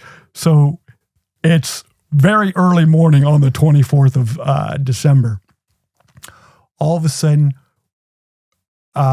couple deputies have come in, and the three of us are talking because nothing is going on out there. All of a sudden, we hear some screaming coming from cell 1. We go back there to see what's going on, and the one guy that the CHP had arrested earlier in the night is on the ground holding his nose, and blood's just dripping everywhere. And I look at the guy that the deputy had brought in and only arrested for the warrant. And I go, what happened? And the guy on the ground goes, he told me to suck his dick or he was going to kick my ass. and I sit there and I grab the keys to the door and I open it up. And I have the other two deputies that had come in with me right there. And I point at him and I go, step out now. He steps out, and as he steps out, he throws this big haymaker punch. And how I ducked it, I literally go back to when I was younger, athletic, fast. Yeah. Boom. That's the only reason I was able to get out of it. Because had that hit me, I probably would have been knocked out cold right there. So the other two deputies, and I'll say their name because they're both really cool. One of them's retired, Barry Mollinex and Bill Seymour. Oh, yeah. Okay. They jump on this guy. I get my composure. Oh, all right. He didn't hit me. I jump on him. This guy, he was a decent sized guy, about mine, 6 feet, 200 pounds, give or take in that frame. So he wasn't small, but he wasn't huge. He started tossing the three of us around like we were rag dolls. And anything we did, pain compliance, wrist holds. I mean, literally, we started punching in the ribs, and there was nothing. This guy was like, literally, like starting to stand up with all three of us on him. We're literally just trying to hang on to this guy, and he's throwing us around like we're rag dolls. Somehow, I get hand on his left wrist, and I get it behind his back, and I get a handcuff on it. Well, this guy is still fighting with the one hand going back and forth.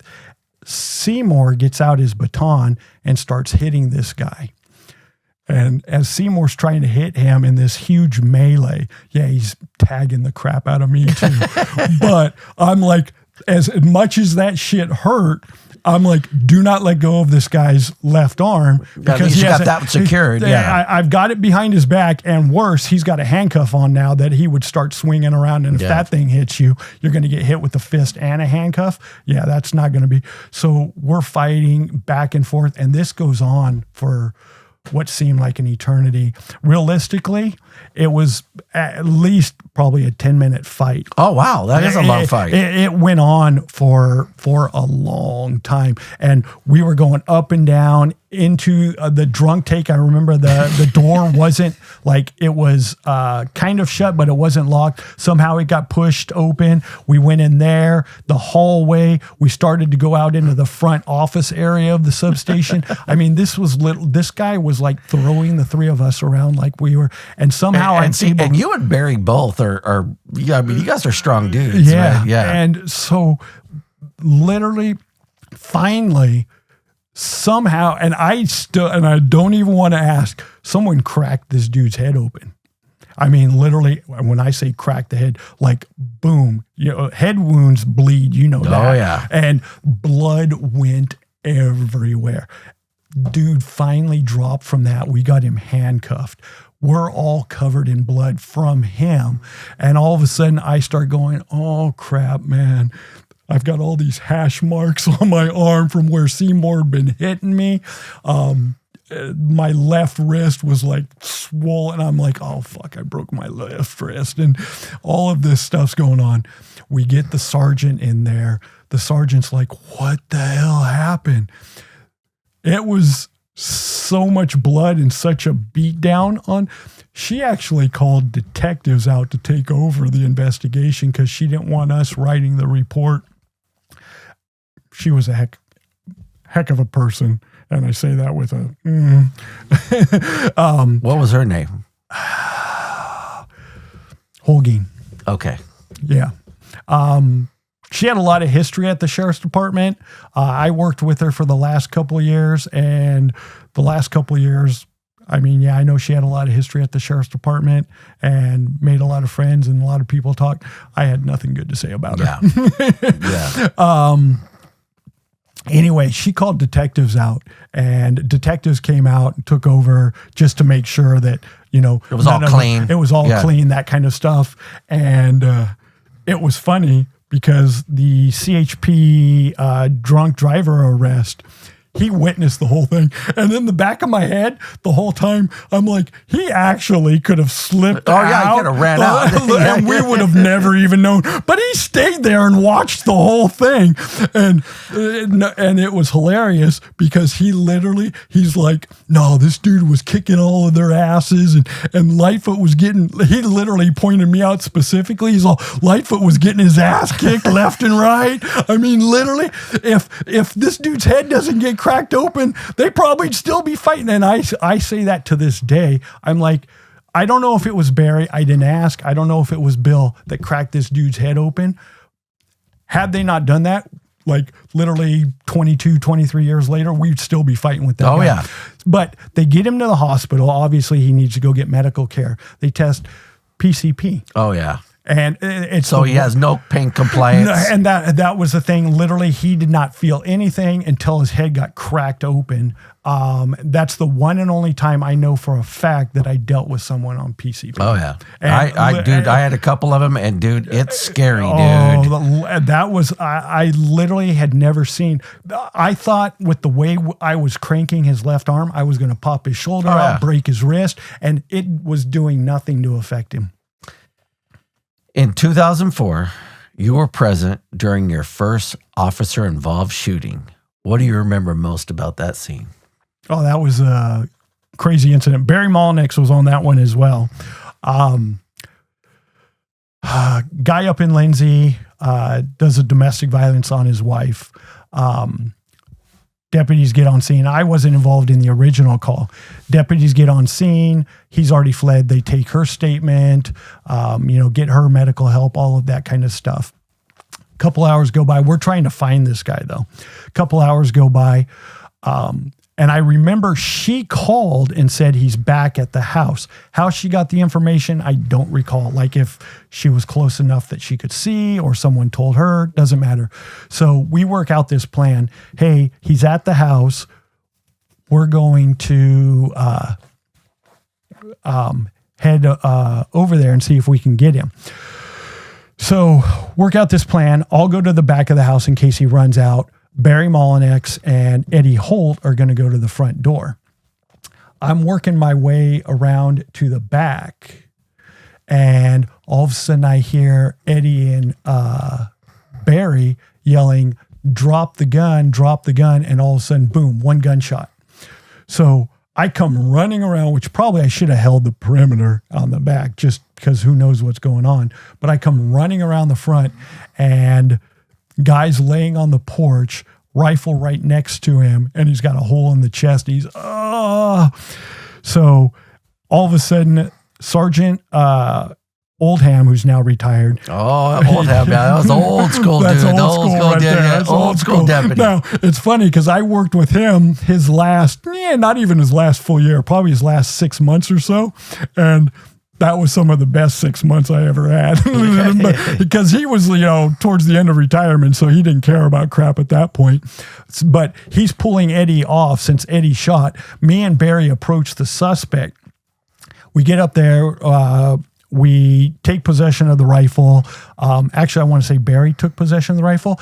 Get the guy turned over. I handcuff him.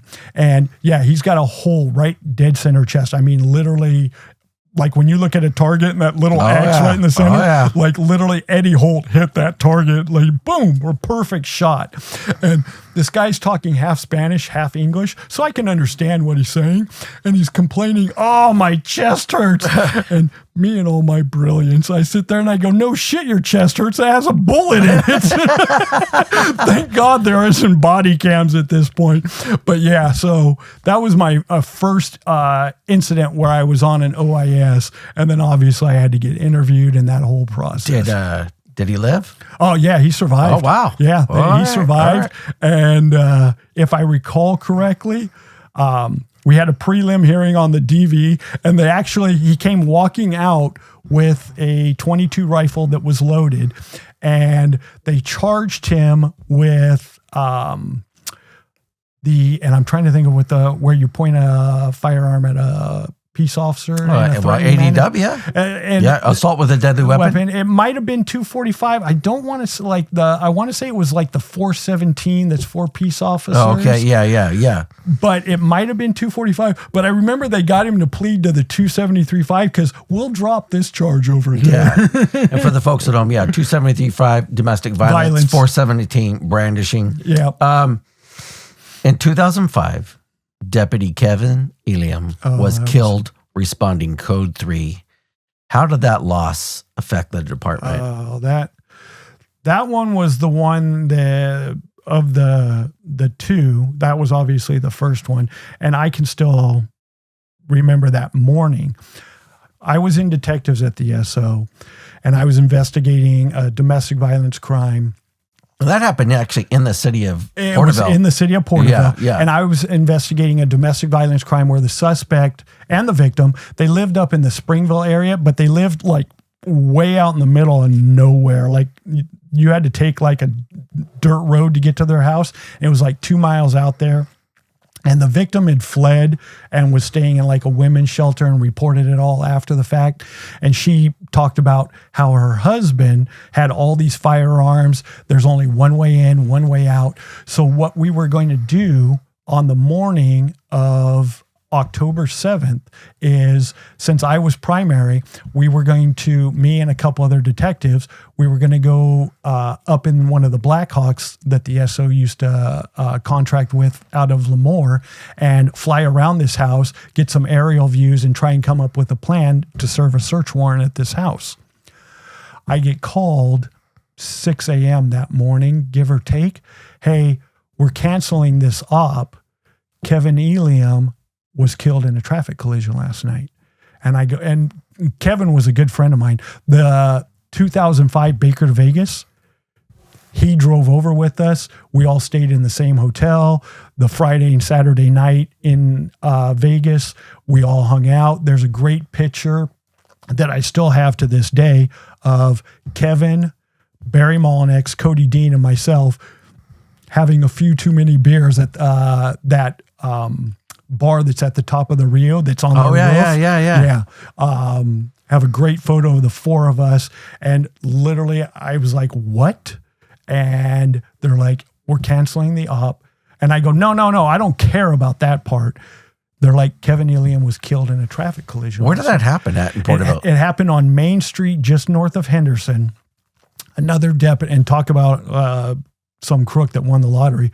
A deputy, Leonard Phillips, now that I'm thinking about it, got into a scuffle with a crook somewhere up in like the Strathmore or Lindsay area or something like that, and he was calling for assistance.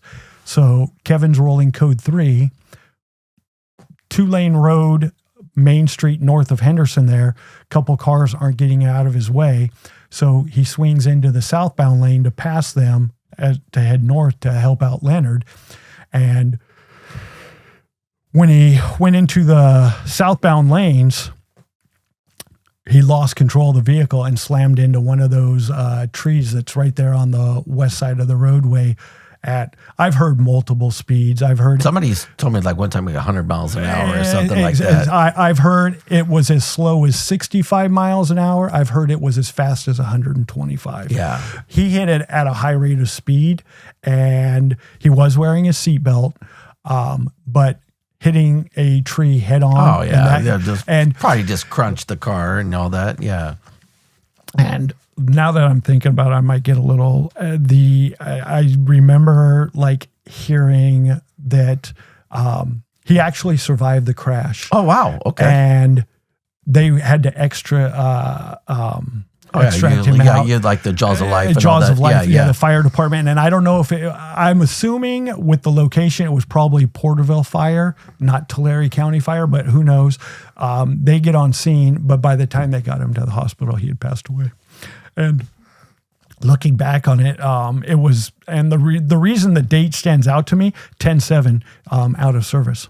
I would tell you something, man. You know what? And you know this, bro. Think about all the crazy driving that we've done. Literally. And Mark, we're so lucky, dude. All right. I've got a Kent Hawes story with my driving. Actually, I've got two Kent Hawes' story besides the main one. Kent Hawes in 2000, there was a deputy that was involved in an OIS up in the Strathmore area. He was way down in Rich Grove. We're talking like if you're driving 80 miles an hour, it's probably a 20-minute drive.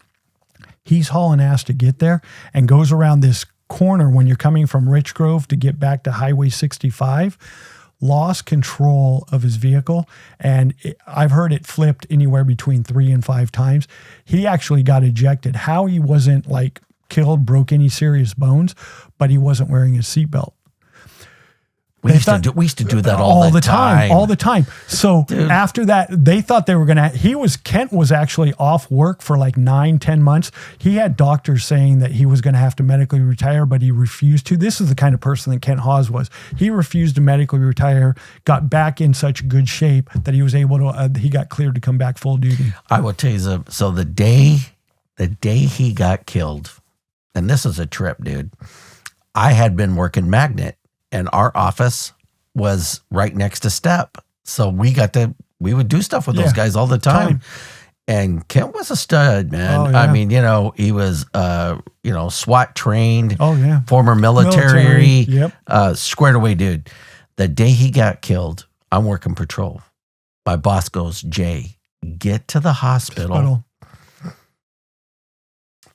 Get on that back door. Do not let anybody in.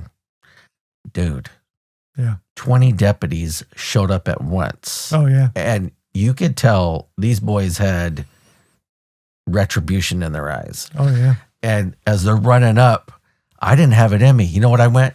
Let me get the code for you, boys. Well, and they all went in. Do you remember? And this is what I remember. Like, I was working school resource officer for Porterville. I was over at Porterville PD by now. Got notified, and former Chief Eric Crodel, who was a lieutenant, he was a patrol lieutenant at that time. He actually saw me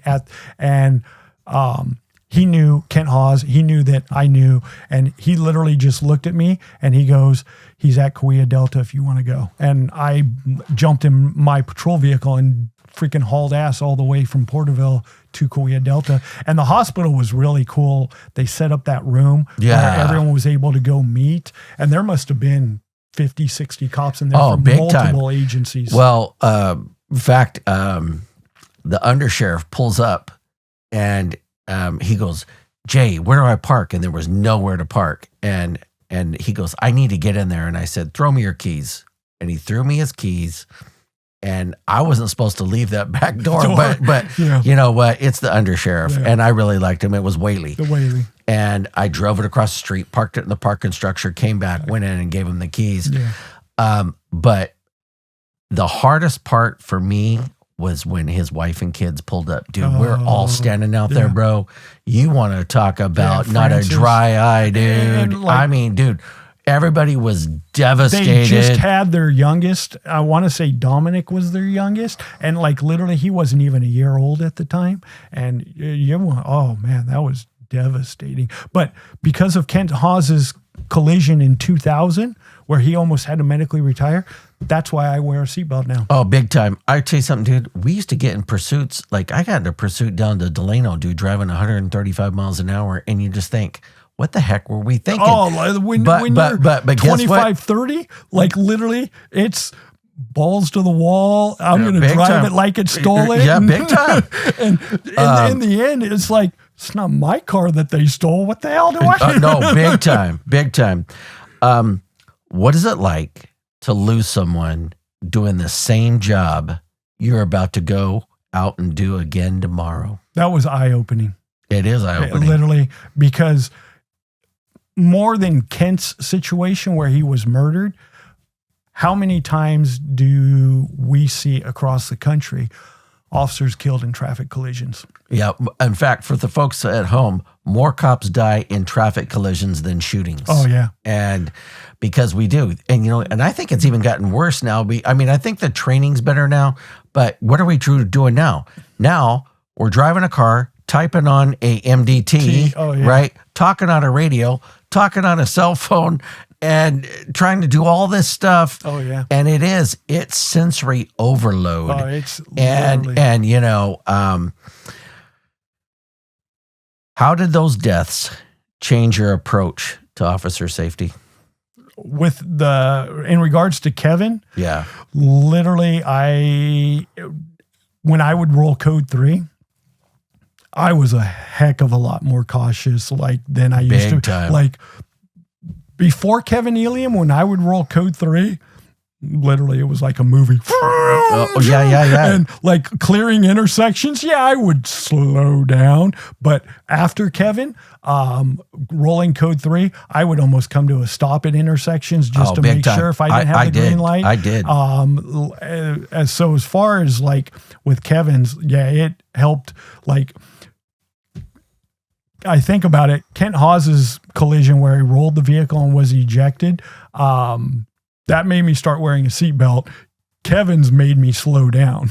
You know what? The guys in Pixley always tell the story. Jason Hedrick was going down the freeway. Somebody pulls out in front of him, rolls the car, gets on the radio and says, "Hey, I've just been involved in a traffic collision. I'm okay. Can you start the CHP or whatever?" Dude, there's a deputy like a quarter mile away. All he hears, he's fine. So he makes a traffic stop.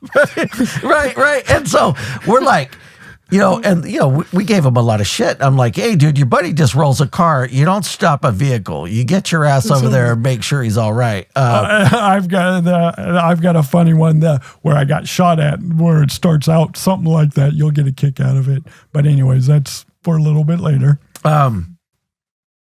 How do they affect your family? And if it did, even if it didn't fully know the details, I mean, like my ex-wife, I remember would ask me stuff and I wouldn't go into details because a lot of times, bro, it's gut wrenching the first time, let alone to tell it. So did you have that too? Yeah, I literally with my parents, because obviously parents, you worry about your kids. And if they end up watching this, they'll be like, oh my gosh, I never tell my parents anything. And did your first wife, was she at the DA's office? She's at the DA's office. So my ex-wife, she knew everything. She was in the victim witness program. Was she like was she a victim witness advocate? She was a victim advocate, and now she is the supervisor for the victim advocates and victim or witness compensation and all that stuff. So she sees the police reports. She hears all the stories. Yeah. So she knew everything. So I didn't really have to talk to her because she kind of gets all the info anyways. Secondhand, but she gets all the info. But as far as my parents, I never tell my parents anything. My wife now, talk to her a little bit, obviously more than my parents, but I don't go into a lot of great detail. Yeah. I've never really talked with my kids about it. My kids will ask questions now and then, but they don't ask too many questions. I don't go into too many detail. I get it. Usually like conversations with other cops, that's when like things start coming out, because that's where I feel most comfortable, I guess you could say. Oh, yeah. Because what I've experienced, I know you've experienced. Big time, brother. Like, different locations of the county of Tulare, different people, but same feeling, same situation. Big time, dude. Yeah. My kid, she's going to apply to the Highway Patrol next month, man. And, it's like I was recently having a conversation with her. I was like, kid, you're getting ready to go into a meat grinder. Oh, yeah. And that's exactly what it is. You left the sheriff's department in late 2006 and joined the Porterville Police Department in January of 2007. Yes. What drove that decision? Me thinking pastures are greener on the other side. Probably a pay raise, I would think. the medical benefit, the retirement is better at the city of Porterville than the county of Tulare. And I'll stick by that left and right. And that was the excuse I used. But in the end, the reason I left the sheriff's department, because I was actually happy there. I liked the people I was working with. I liked the line level supervisors. There were a couple of administrators that I just could not stand to be around. And one in particular, he's long retired, and I won't say his name, but... Yeah, you got to tell me who that was. I'll tell you later. I'll tell you off of this. Yeah. But literally, that dude, in my opinion, was one of the worst cops, and the only reason he got to where he was is because he was a yes man. Yeah. You know who Eric Velasquez was? Yeah. Okay. Eric told me a story about when he was in violent crimes on this. Eric was a great cop. Told me about this lieutenant showing up to a shooting in a Rossi Cutler, just walking right into the crime scene and starting to kick some of the shell casings around. And all of a sudden Eric goes, "Lieutenant, try not to kick the shell casings from the suspect's gun." Yeah. I'm like, that's the kind of person that this guy was. And he's going to tell me like how to do my job. And he wasn't going to be like, "Hey, maybe you want to think about doing this. This is what you need." And I'm like, I got tired of it. I remember talking to my sergeant, Steve Kennedy. Yeah. Talking to Steve. Kennedy was a good dude. Steve is one of the greatest sergeants I ever worked for. I learned so much from Steve, and just basically telling Steve, "I've had enough. I'm going to Porterville PD." And Steve was like, "I understand."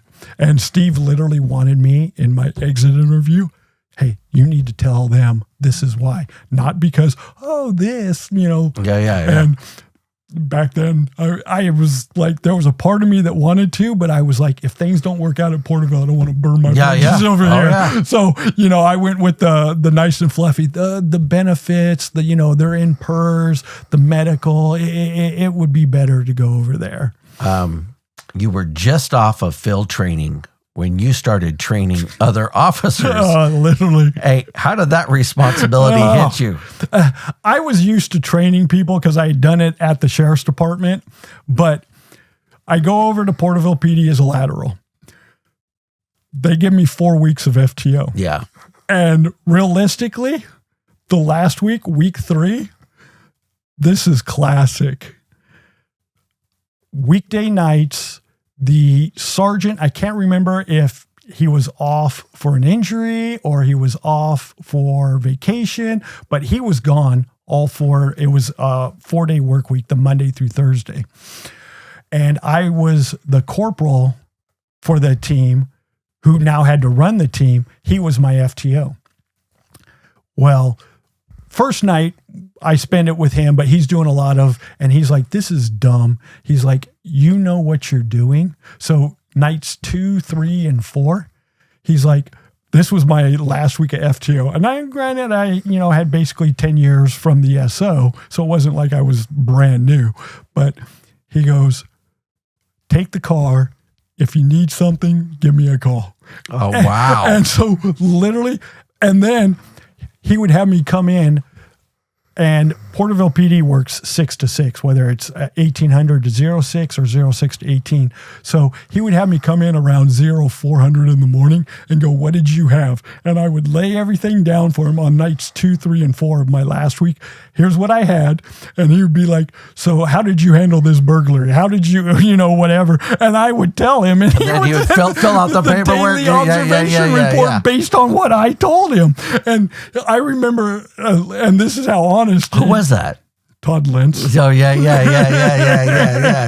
I remember telling Todd, because I'm such an honest person, I had this burglar alarm, so I went in and searched the house. And he's like, and how do you think you did? And I go, well, realistically, I should have waited for a backup. I probably didn't check a couple corners well enough. And he's sitting there going, you want me to sit there? Because I remember him, you want me, and it was on a burglar alarm where there was an unlocked door, and him saying, you want me to put some negatives? And I go, everything can't be positive. It doesn't matter how many years I have. You got to have some negative in there.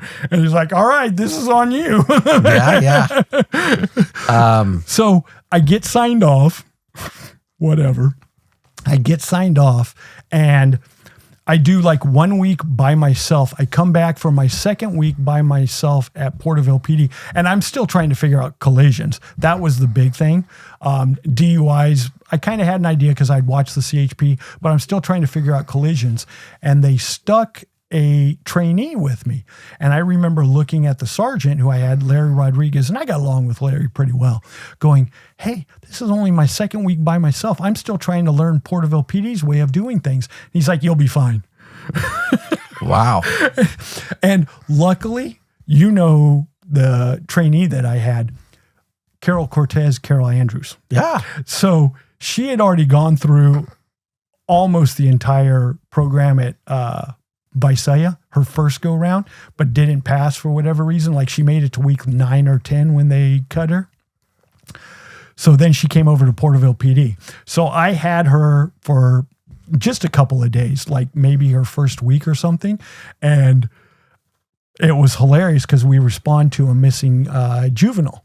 And I go, I'm going to let you take this one. She starts doing it, and she's asking all the right questions. And I'm sitting there for someone that's in week 1, she's really damn good at this, kind of has an idea of what she's supposed to ask. So we handle the call, we get in the car, and we're driving off, and I go, hey, you did pretty, and that's when she goes, I did 9, I forget if it was 9 or 10 weeks at Visalia before they let me go. And I go, oh, you're not really, okay, never mind. Yeah. So then it was kind of fun. I mean, her and I kind of worked as a 2-man unit for the rest of the week, but yeah. And then for my whole first year at Porterville PD, man, they kept dumping trainees off on me.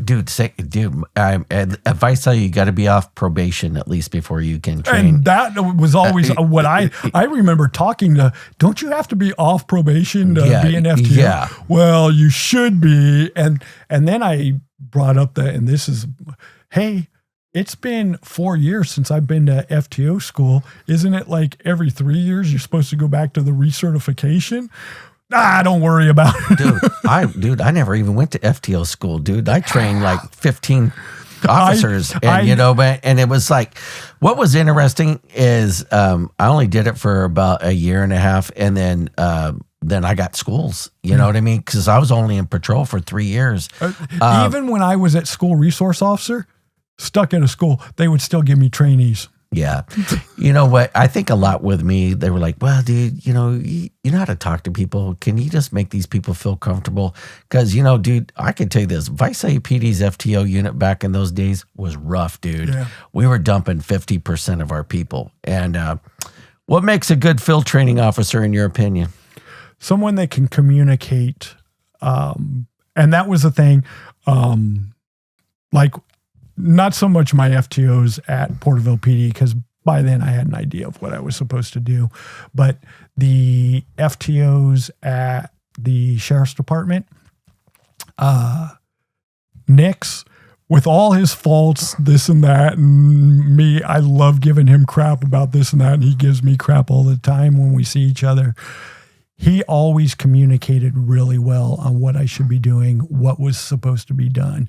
And there was like very few times did I have to ask him questions. Hey, how should I do this? Because he would be explaining, Yeah. Whereas the other couple of FTOs that I had, they just kind of let me do my thing until I screwed it up so bad that they had to like intervene. Yeah. See, I was like Nick's, man. I mean, I walked my people through it because guess what? There's no guru of law enforcement, and you're trying to learn. And so, to me, communication. If you don't have an FTO that can't communicate in a reasonable manner, they shouldn't be an FTO. I totally agree. How did your leadership style develop over time? Well, it's based on like some of the supervisors that I looked up to who taught me a lot. Steve Kennedy would be one of those. Ed Villalobos, John Bennis. Those are the three sergeants that I had at the Sheriff's Department that they would yell at you, but very rarely. It was more like they would talk to you like a dad that wants to teach their kid. Big time, dude. And that was kind of... I loved Ed. Ed was a stud, dude. That was how I, with my trainees, I literally, 20, 30 trainees through my career. I think I only yelled at like one or two of them the whole time. And because I'm not a person to yell if I don't have to. And hey, yeah, you can yell at them because they fucked up, or you can use it as a teaching moment. I was the same way, man. Like, all my trainees, we all got along because guess what? I knew it's stressful going through field training. And there's some trainees that I had that were a lot better than others. Oh yeah. There were a couple that were absolutely horrible. And I would flat out tell them, but I wasn't mean about it. I'd be like, hey, not everyone's supposed to be a cop, I totally agree. And I've had those conversations with people. Exactly. As a corporal, how did you balance accountability with mentorship?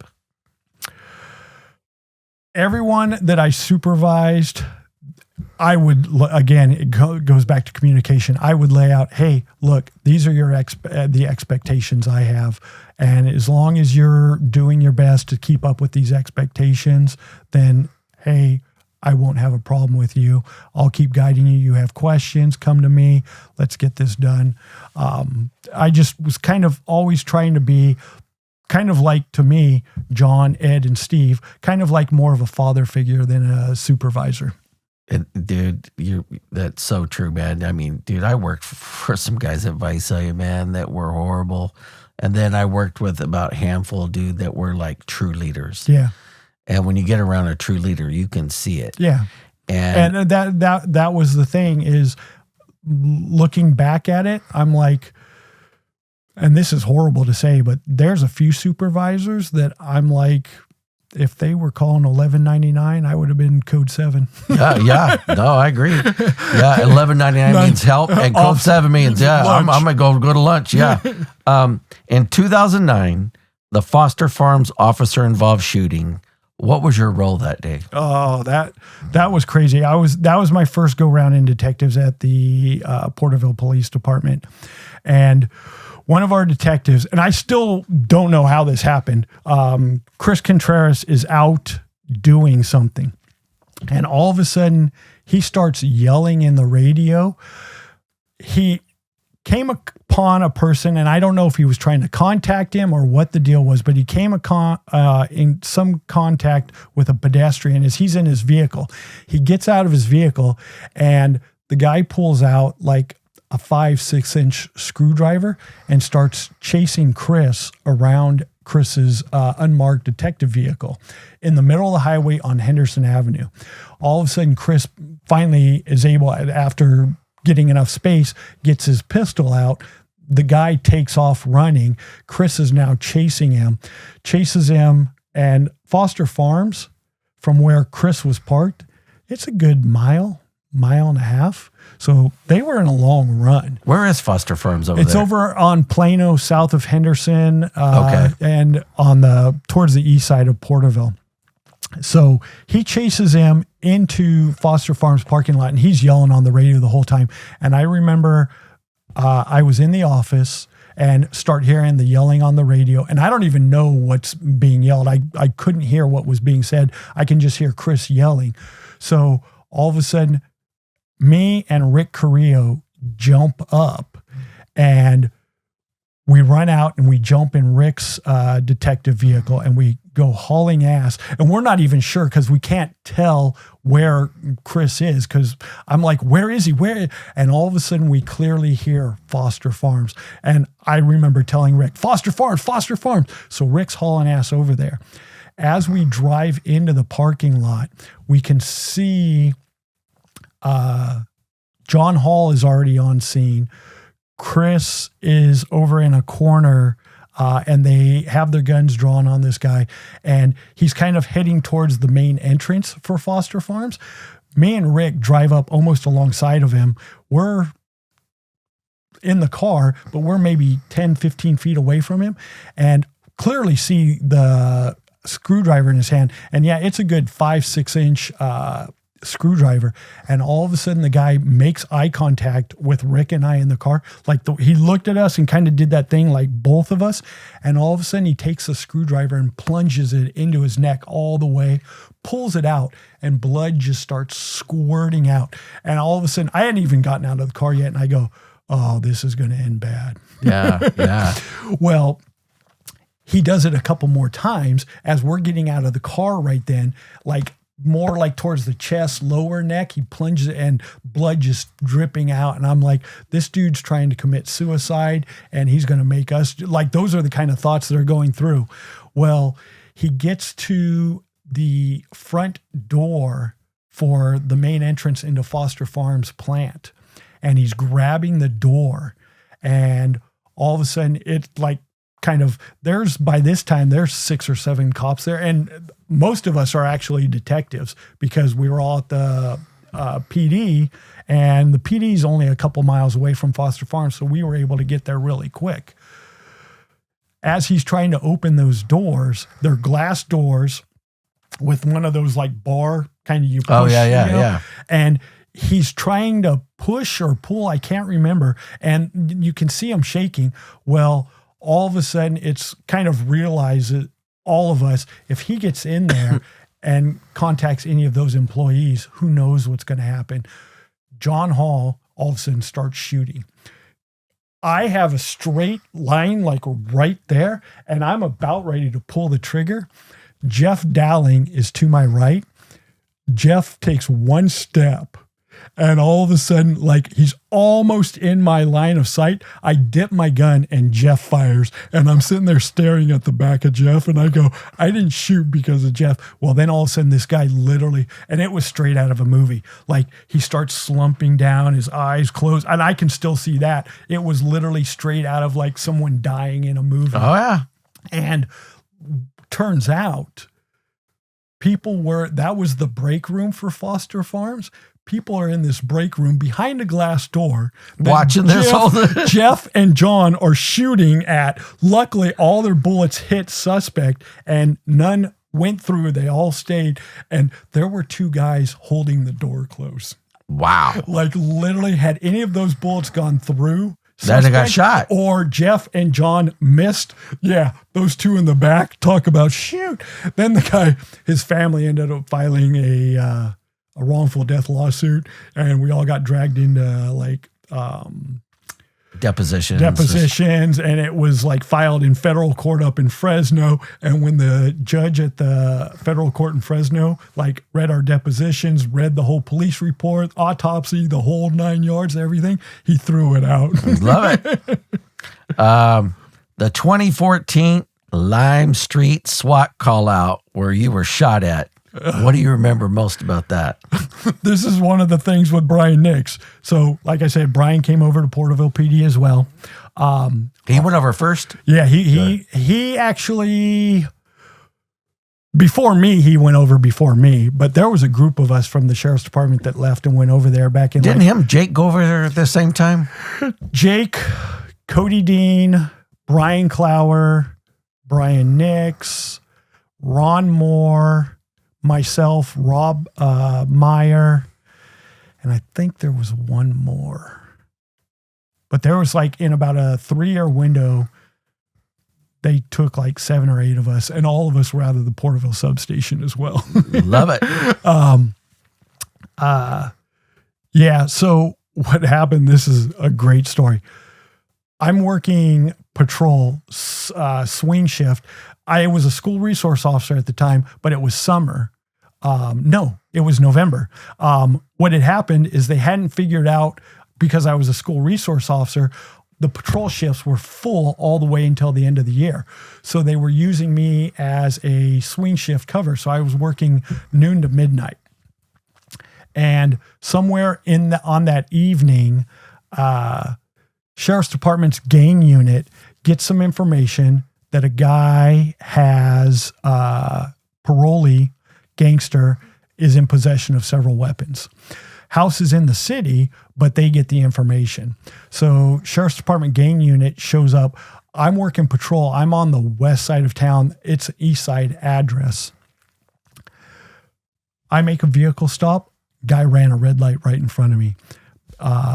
Make contact with him, and all of a sudden the night watch lieutenant, I would always scan the SO's channel with my car radio, but my handheld I left just on the PD channel. So I'm out making contact with the driver, and Danny Haynes, night watch lieutenant, gets on the radio and says something to the effect of, Porterville, I think the sheriff's department's in an OIS in our jurisdiction. Can you confirm? And all of a sudden that kind of catches my attention. Oh, yeah. Obviously. Like, forget this traffic stop. Yeah, I had started filling out the ticket at this point, and I'm way over on the west side. I'm like as far away from this as can be. Well, all of a sudden, dispatch gets on the radio and goes, there are gang units at this location on Lime, and I forget what the exact address is, and they're taking gunfire right now. There is a citizen on scene who has been wounded as well. Something of that. And I'm almost done with the ticket. And, you know, most people, boom, jump in the car. Me and my dumb ass, I remember I had to, like, sign my name and put something else on there and get the guy to sign it. And I go, hey, hurry up. I need you to sign this. I remember. And he just kind of scrambled and he's like, why? And I go, the officer's involved in shooting right now. And I hand him his copy and I finish the ticket. I haul ass over there. And as I'm pulling up, this guy is trapped in his house and he's shooting out, boom, boom, you know, all kinds of shots left and right. Rifle? It was a rifle. Okay. It was an SKS. Okay. And for the folks at home, that will go through our bulletproof vest. Yes. It's kind of like a knockoff version of an AK-47. Correct. Yeah. Well, what happened is I get on scene, start getting all the information. Again, John Hall's on this one. He was the night watch lieutenant as well. Or was he a sergeant? He was there. I can't remember, but he was there. So all of a sudden, he starts telling me the information he got. Sheriff's Department's gang unit gets the information. This guy's in possession of firearms. He's parolee and gang affiliation. So they go out. They make, and real quick, this is like coming real quick to me. They knock on the door, make contact with his family. He lives with his mom, his brother, and like 2 aunts. They tell him he's in his bedroom. Sheriff's Department's gang unit goes in the house, and he's hearing everything in his bedroom. And as they're approaching the bedroom, he just starts shooting through the bedroom walls. He hit his brother in the face like it was like a graze. A ricochet is what happened. So the sheriff's department starts taking cover. They're able to get the mom and the brother that have been the brother who's wounded. And I remember seeing him, and yeah, it was his left cheek, and yeah, blood was all over, but he was talking. So, I mean, superficial. They get them out, and they're taking cover immediately around the house. Like they're behind a car, but they're well in the kill zone for an SKS rifle. And we're trying to, all right, we need to get these guys back out farther. So that's when Hall goes, go get our SWAT truck. And that was the old Peacekeeper that Visalia used, that when they got the Bearcat, Porterville PD bought for like $1. But I will say it was a piece of shit. But after that night, it could stop bullets. Yes, I saw it all night. That fucking thing stopped SKS rounds. How many times did you shoot that Bearcat? Oh, man. Between the Bearcat and the Sheriff's Department's Bearcat, which showed up later, and the Peacekeeper, 30, 40 rounds to each vehicle. Oh, yeah. Like literally. So get the Peacekeeper. And Sheriff's Department gets the Bearcat out there. We actually do, because of the situation, we do a combined SWAT thing where Porterville PD SWAT took a couple sides, and we're out there. His two aunts, come to find out, they're in their back bedroom. They have so many medical problems that they take so much medication when it gets dark, they're passed out by like 6 or 7 o'clock. So now you can't gas it. And they're like, literally, according to the mom, those are her sisters, she's all, they won't wake up until probably 6 or 7 in the morning. So that eliminated the gas. And obviously they're inside, so we can't shoot back. So we have this house surrounded, and this guy all night is moving from room to room, shooting out windows, shooting right through the wall. He fires somewhere between 150 and 250 rounds. I forget what the count was, all night long at us. That's how much ammunition this guy had. Well, it gets to about 6 in the morning, and all of a sudden the two aunts wake up. And the only thing we have done is we've used the Bearcat's ram and pushed in a bunch of the windows and pushed in a door and whatnot, using the Sheriff's Department's Bearcat. Porterville PD didn't have their Bearcat at that point yet. They still had that crappy Peacekeeper. So the two aunts wake up, and as they wake up, the house is like destroyed. There's holes everywhere from him shooting out, us pushing in. So they actually kind of quietly sneak out the back. All of a sudden, I still remember Sammy Garcia saying, "I have the ants." Game on, motherfucker. Yeah. Well, as soon as he said that, literally the SO and me, I did gas for the PD at that point. We start launching gas in there. We're shooting gas, and we're driving him to the back room where the ants just exited, because we kind of like, the SO has their sharpshooters aimed on that. We're going to push him that way. So we're pushing him that way. We can tell because he's no longer in this room. He's coughing in this room now. Now he's coughing in this room. And first time I've ever got to launch chemical agents into. So I'm like, I'm sure you're all I'm like, fired up. Fucking awesome, man. I'm shooting this shit in left and right. Well, all of a sudden, I still remember we have the Bearcat parked like towards the front of the door, and there was where the front door was, there was a window just to the right of it. And Nix goes, "Put a round through that window right there." And I say, "No problem." Well, the Bearcat's hood came up to about mid-chest. My dumbass, and this, I kind of blame Nix, but it's kind of my fault. So my dumbass, I lean up over the hood of the vehicle, exposing from, mid-chest up. I launch a round of CS into the window, cracks.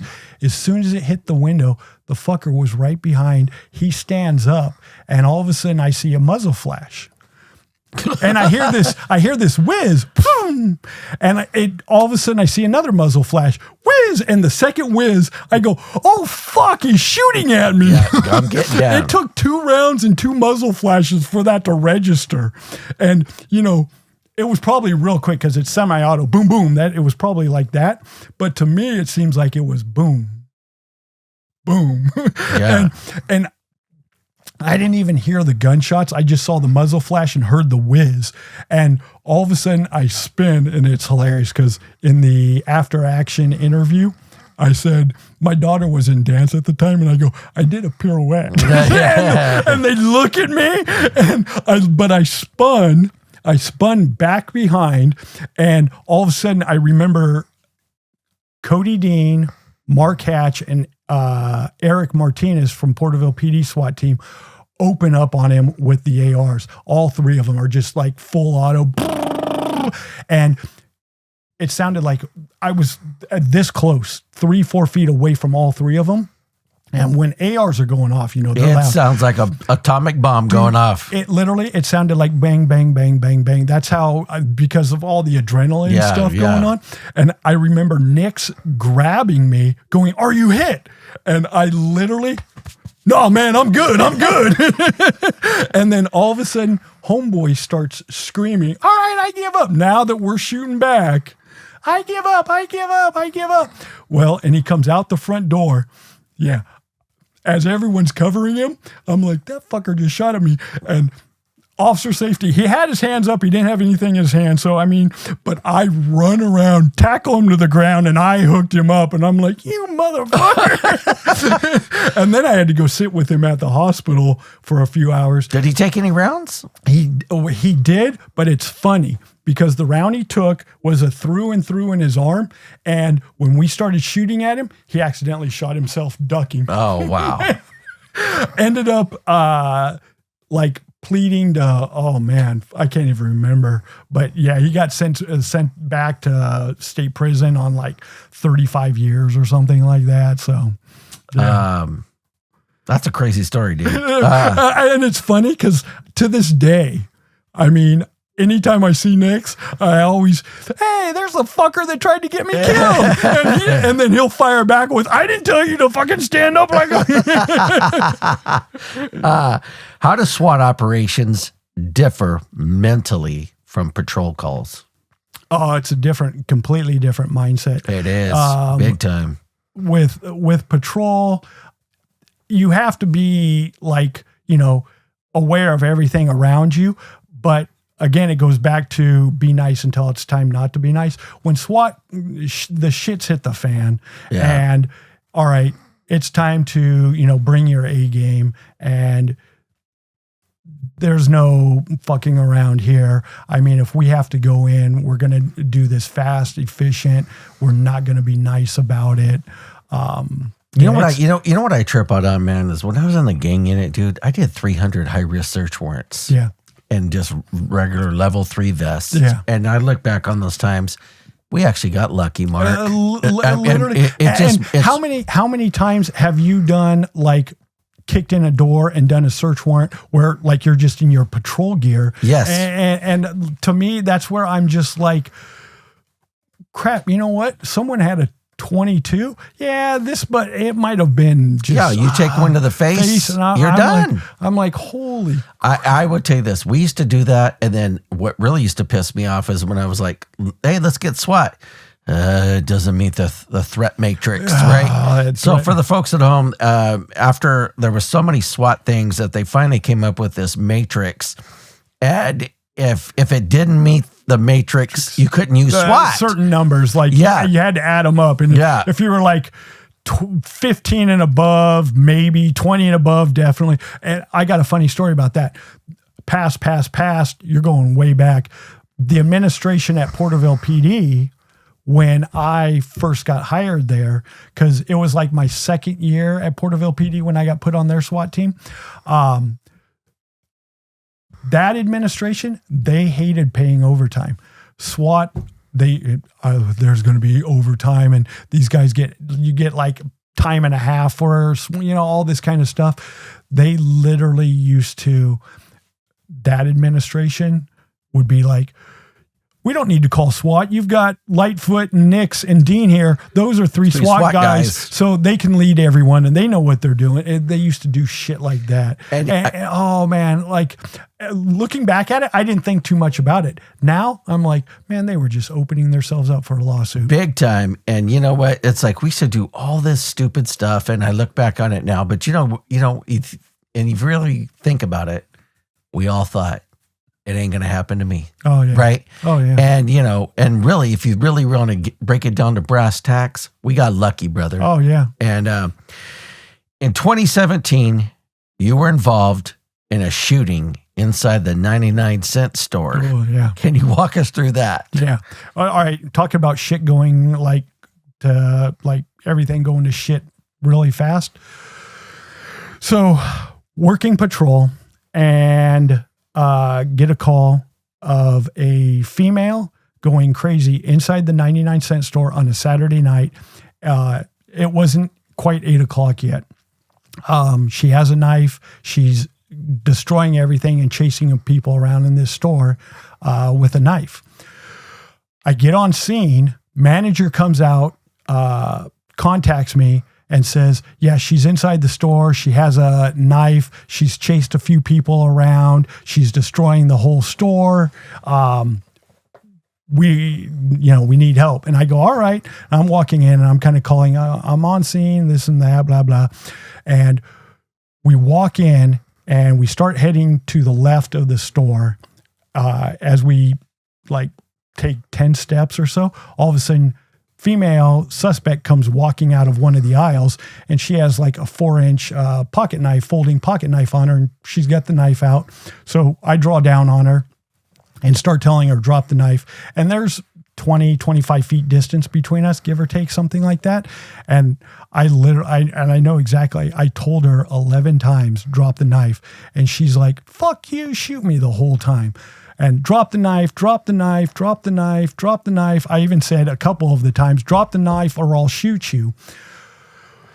All of a sudden, a employee starts coming up behind her, and I wave him. I go, get out of there, get out of there. The store is full. It's literally 8:01 p.m. Yeah, on so a you Saturday got all night. sorts of shoppers in there. And everyone's kind of staying away from the immediate area, but I can see out of my peripherals. I can feel behind me.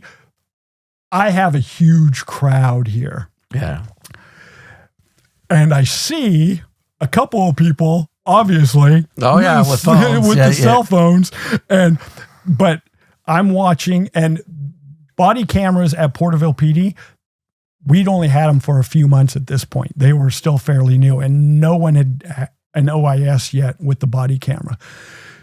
Well, the employee leaves, and all of a sudden, Hispanic male customer, he starts sneaking up behind her, and he's doing like he's gonna tackle her from behind. And what I do is I go, sir, get out of there because I have my gun. Actually, it would have been my left hand because I'm right-handed. So, sir, get out of there. She turns and looks and sees him, catches attention. He actually listens to me and starts to go back down the aisle, but she turns abruptly and starts to raise that knife. And I go, she's going to fucking stab him. Boom, boom. Oh my God, I just shot her. Yeah. Literally, from the time I went on scene, 10:23, or is it 10:23? Yeah, 10:23. 10:23. It's been so long. It's been years. Yeah. I'm like, 10:23. That doesn't sound right. I go from the time I went 10:23 to shots fired, 31 seconds. Oh, wow. Yeah, that quick. And I thought the first round missed. I knew the second round hit because she turned and I saw her shoulder dip and blood just boom, out of a movie, where it flies. And all of a sudden I remember standing there go, oh fuck, I just shot her. Yeah. Well, turns out actually round one hit her too. And I got this from the sheriff's department because they watched her. She ended up surviving. Oh, wow. I hit her right where the shoulder blade and the your back, the bottom part of your shoulder blade. So pretty much center mass, and both holes, they were less than an inch away from each other. And I'm like, holy crap. I could have swore the first round missed, but all on video, literally. And I feel bad for the sheriff's department because they got called out to take over, the shooting and all that stuff. Feel bad for them. There was like over 30 witnesses. A lot of people bolted. I'm out of here. And so, yeah, exactly. But there was all kinds of video of it. It got put on KMPH. It was all over the I remember seeing it. And I remember thinking, Lightfoot shot a chick, man. Right, yeah, 99-cent store. And it's funny because the 99-cent store closed down a couple of years ago, but it's still there every time I drive by. And this is what gets really funny. Suspect's name, Carmen Buttram, but the Buttram, Buttram, butt ram. And so there's a current lieutenant of Porterville PD. He was on scene. He was the first one on scene when I shot. He'll sit there and to this day, he's like, yeah, when you shot butt ram. You know what? It's so funny.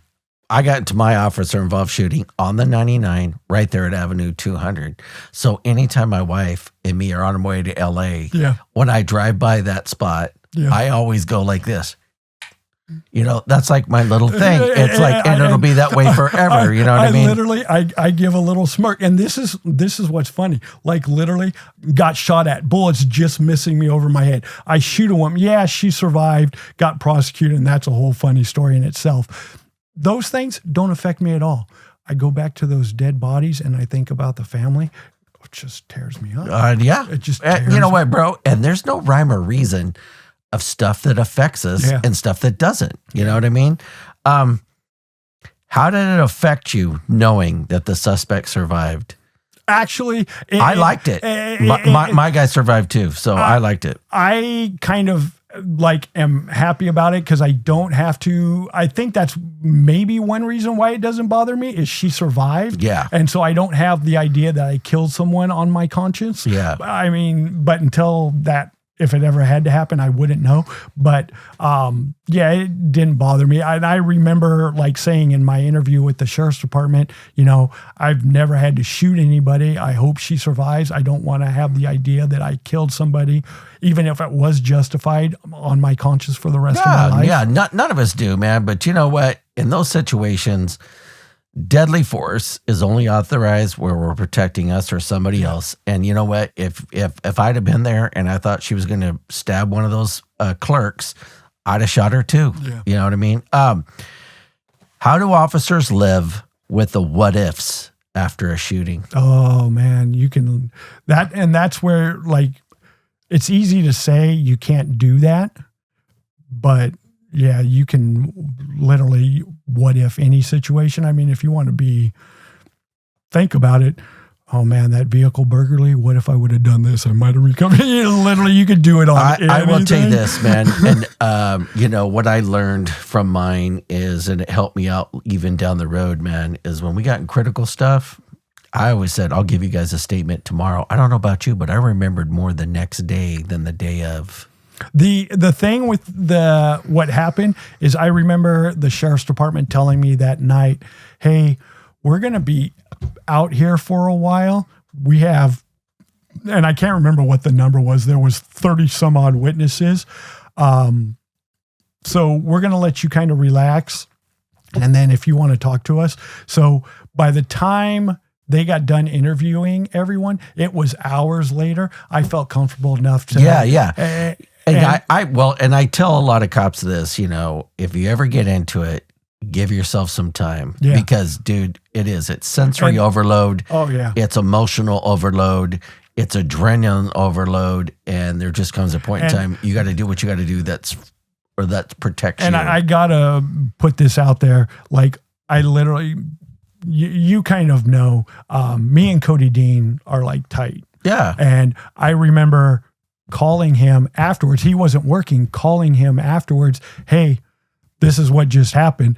He was off duty on his own time. He came down to the PD and he knows I love Mountain Dew. He brought me a couple Mountain Dews. He hung out with me until the sheriff's department came and interviewed me. And it was a good, at least 4 hours later before so on his own time, just come down to the PD. Well, you know what that is, dude? That's brotherhood, dude. Yeah, exactly. And man. Literally there's I don't think I've ever even really said thank you to him for that, but there's no thank you that can because he really we just joked around. I remember we watched some TV. I think actually one of the Matrix movies was on at the TV in the break room. So we watched that and we just kind of hung out, and it was two guys hanging out just at the PD after an OIS. Yeah. But you know what, dude, there are guys like that.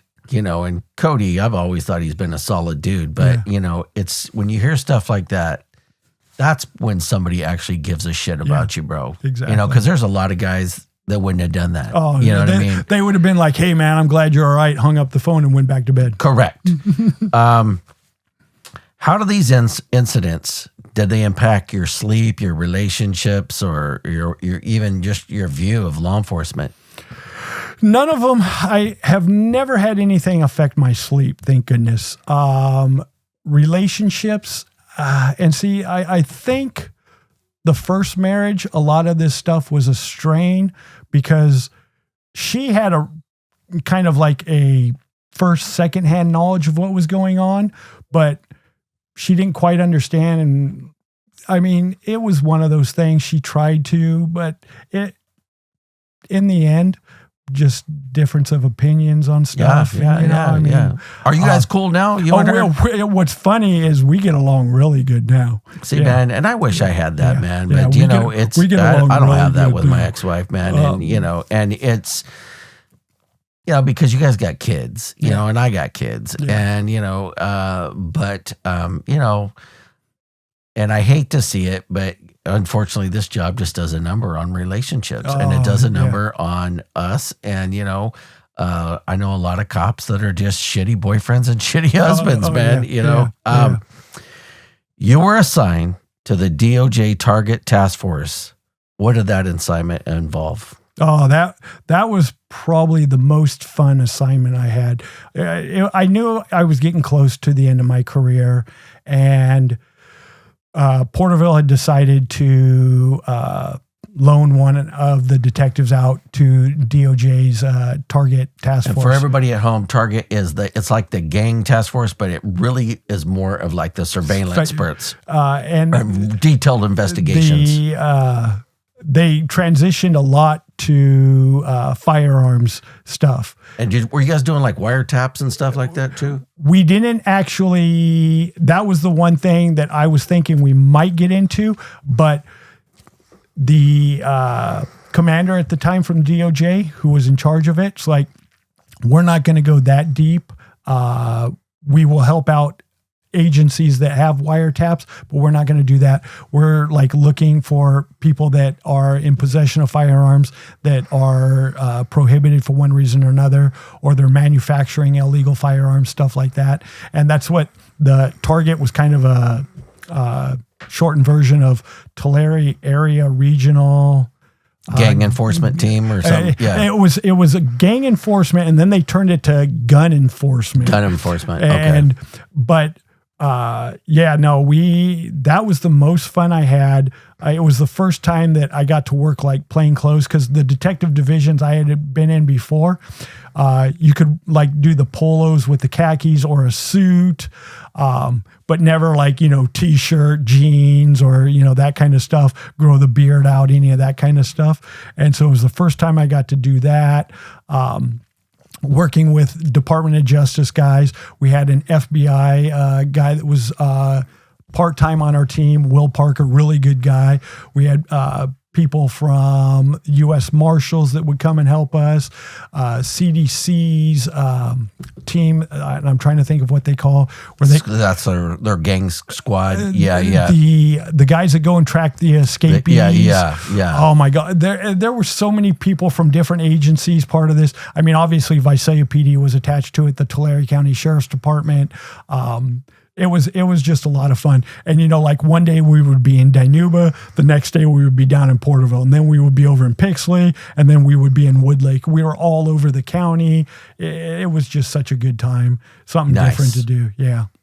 How different is a task force work different from traditional detective assignments? That was the thing with the task force that I had to get used to.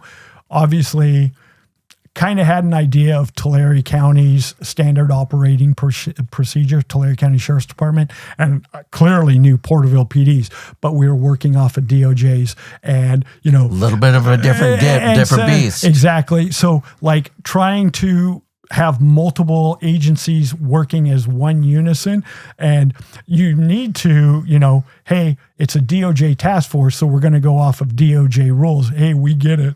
But I remember me, the guy from the Sheriff's Department, the guy from Visalia PD, we're like, we don't quite like the way the state of California's DOJ does this, and they should do this different.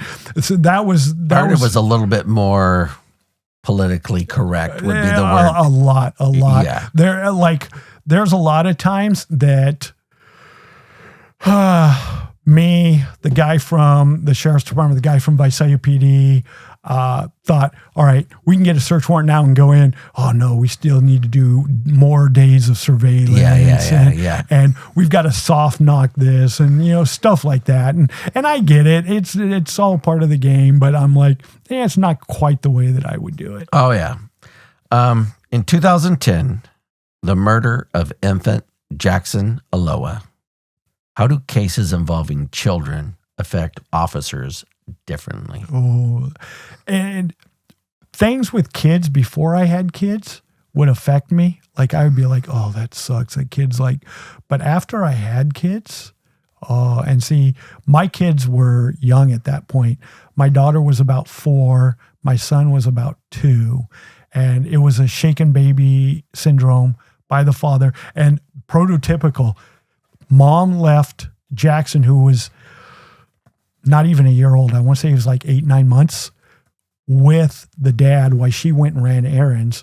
Kid wouldn't stop crying, and dad literally shook the baby. And we respond to the hospital for a baby not breathing. And for the folks at home, a shaken baby, what it does is ends up rattling the brain. And so what it does is, it's all 9 times out of 10 it stops the breathing, and that's ends up killing the kid. And that's literally, and so I remember patrol getting dispatched to the hospital for a baby not breathing, and the supervisor for the detectives telling me and Jeff Dowling, no, not Jeff Dowling, Matt Green. Yeah, it was Matt. You guys need to get over to the hospital to see what's going on. So we go over there, and all of a sudden we're looking at, a 9-month-old kid that by the time that we got to the hospital, the doctors were like, yeah, he's deceased. And one of the doctors is like, something isn't jiving with what the father said. There's something here. We're going to still do x-rays. We're going to do this, blah, blah, blah, just to see. And then them coming back going, look, he's just... The father's saying he was just laying there and he stopped breathing. He doesn't know. But he's got this injury. He's got this injury. He's got this injury. This isn't making sense. So we take the father, who was very cooperative, take him back to the police department. And I remember Matt Green, now that I'm thinking about it, it was Matt Green, interviewed the father. And I sat watching through the one-way mirror, and I think I fed Matt a couple of questions, but he kind of handled the whole thing. And the father at first, I don't know. And finally, Matt was like, look, these are the injuries. This isn't making sense.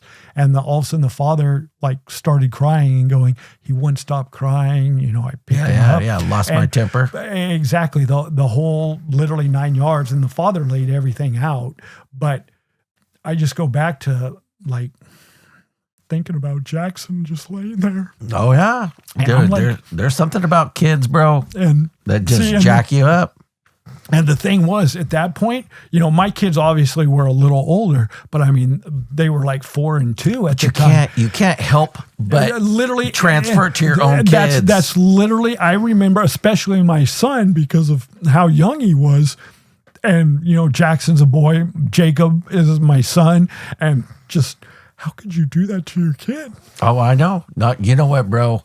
We come across pure evil sometimes. And there's so many times, man.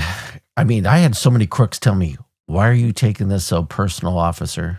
Yeah. And there was times I used to tell them, you know what I am? I'm this victim's avenging angel is what I am. Yeah. Right? Yeah. And people will be like, I can't believe you're telling me that. I'm like, believe it, asshole. Yeah. I'm like, listen, man, especially, man, the sex crimes we dealt with. Oh, man. Or the homicides. That was one reason why I felt like, gosh, I hope they put me in this DOJ task force. I was in detectives at Porterville PD and they just, loaned me out. But I was doing a good portion of the sex crimes and I was in charge of supervising, staying up on all of the 290s in Porterville at that time. Yeah. I needed out of that. I was going to say, for the folks at home, 290s, that's the sex register. Yeah. But I will tell you this. I've often said this. I think there's something about sex crimes that I don't think they should let people do for long periods of time. I think every detective I know that did it for a long, long time, a lot of these guys, it kind of screwed them up a little bit. Yeah. And I just think that there's something about sex crimes. I just think, well, number one, the devastation to the victims is so heinous to people. And so, no, and I know what you mean. There just comes a point in time where like, I've had enough of this. I need a change of scenery. Yeah. I need a different assignment because sex crimes, I know a lot of even here in town. I know every time the guys do it, they're like, I've had enough of it. I'm going to go do domestic violence. I want to go do narcs. I want to go do anything. I do not want to do another rape case or another child molestation case. Yeah. In 2020, you were a primary detective on the Porterville Library fire. Dude, what was that investigation like? I remember when that, I drove by that. Yeah. I didn't know how small that building was. I had never, I didn't know Porterville. Yeah. My wife lived in Porterville at the time and we drove by it and I couldn't believe how small that part of the library was. This is the one that sticks with me the most. Oh, big time. And there's no way I'm going to get through this without crying. And how old were those two kids? They were both in middle school. So 7th, 8th grade? Yeah, 12, 13. And my wife gets dragged into it. I don't know, I'll get into that. So I was at the PD and the library is literally right across the street, writing a report, and all of a sudden start getting, holy crap, the library is on fire. And I walk out in the back parking lot and fire department's already on scene. There's a couple of patrol cars there. And the fire's raging at this point. And all of a sudden I see, and this is like, looking back on it and talking about, more than 5 years ago now, and I see it like it was yesterday. I'm standing next to Tyson Toshiro, and all of a sudden we watch them bring a guy out and the fire department, and they're doing CPR on him right in front of the entrance. And they're pumping and they're yelling, screaming, this and that. And I didn't recognize him. And all of a sudden I look at Tyson and I go, if that person dies, this just turned into a murder investigation. Big time. And all of a sudden they get him loaded in an ambulance and they take him to the hospital. And that's when I found out that was Ray Figueroa. Wow. That was Captain Figueroa from the fire department. And I didn't recognize him. And looking back on it, I'm just like, damn. Well, all of a sudden we start hearing there's one firefighter still trapped in there. And we're like, oh shit. All of a sudden the roof caves in and the flames get bigger. And you're just like, there's no way. Yeah. Yeah. So what's the story? How did the kids start the fire? The kids, like a lighter and some stuff over in one of the corners, and there was like this display that the library had of like where it was kind of like a flag or a spider web, and there were like a bunch of the plush characters in it, and where they lit it, I bet you it went up like a literally. Yeah. Within minutes, the entire fire library was engulfed. And obviously you have all the books. I mean, you've got fuel. So you for have days. One of them died from smoke inhalation, and one from the fire, or is it? Actually, the other one died from smoke inhalation as well. So what happened is we're like, hey, the fire is going to investigate the actual fire, but we need to take primary on, finding these people and so. How'd you find those kids? Some kid walked into the into the police department, 13-year-old kid, and said, hey, I think I know who started the fire. And he gives us these two names. Wow. So there's video surveillance, and all of a sudden we see these two kids run out, and they look to be middle school age, run out and run east away from the police department, away from the library towards the east side of Porterville. And we have these two names. Bartlett Middle School is just a couple blocks away from the library. My wife is the vice principal at Bartlett. Wow. I get a hold of Tiffany and I say, hey, this is what we got going on. Yeah. Can you help us identify these kids? So she actually comes down, and I did not deal with her, the whole wife-husband thing. She dealt with some of the other detectives, but she was like, if I recall correctly, you'd have to talk to her. She couldn't be positive, but we said, hey, these are the two kids that they go in, they come running out, all of a sudden, boom, the fire. We've got these two names. And she goes, yeah, I think it's them. I'm not positive. Jesus. So I remember. Isn't it weird how everything's so connected, bro? Oh, yeah. It's crazy. So I remember Rick Carrillo and Chris Contreras go to one of the kids' house. Tyson Teixeira and Cody Martin go to the other kid's house. And Rick tells me, start working on search warrants for both of these addresses. I was going to say, I ran into Nick's, and Nick's told me, we got the kids today. He goes, and within hours. And you know what he told me? He goes, I go, dude, how old were these kids? He goes, dude, they look like they were freaking 10 years old. He did. He said they were literally like 12 or 13. Yeah, but he said they looked super duper young, dude. And so I start working on the search warrants. I don't have any, like a lot of the stuff. I just remember Rick calling me going, get the search warrant signed. This is what you need to add in here, blah, blah, blah, what we're looking for. This is what we were told. And I can't remember exactly what the kids told them separately. Were the families cooperative?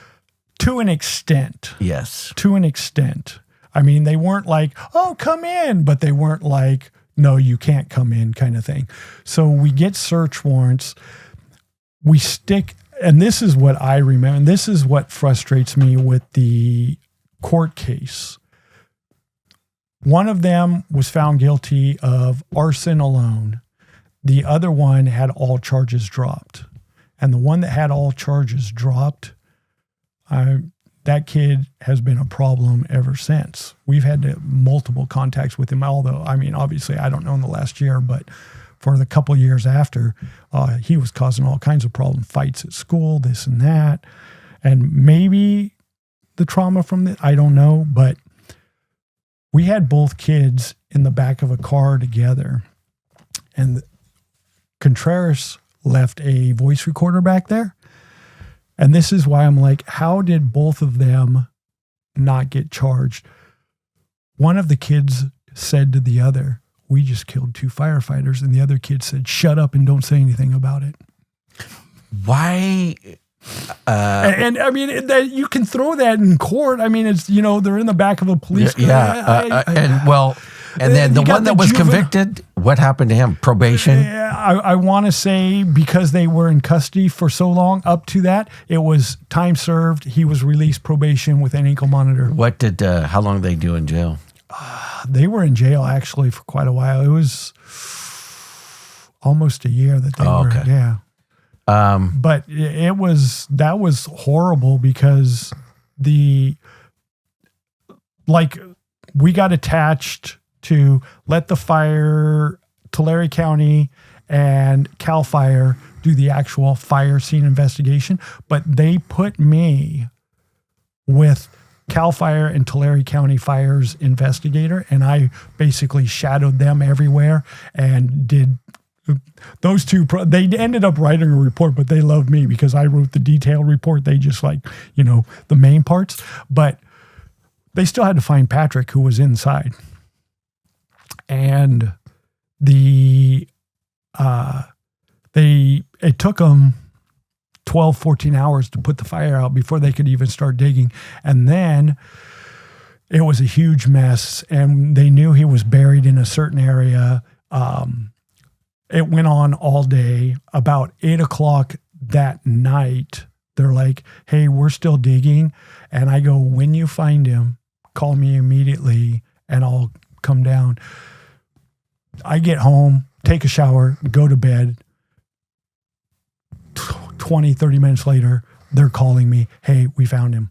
So I rush back down there. I watch them dig Patrick out.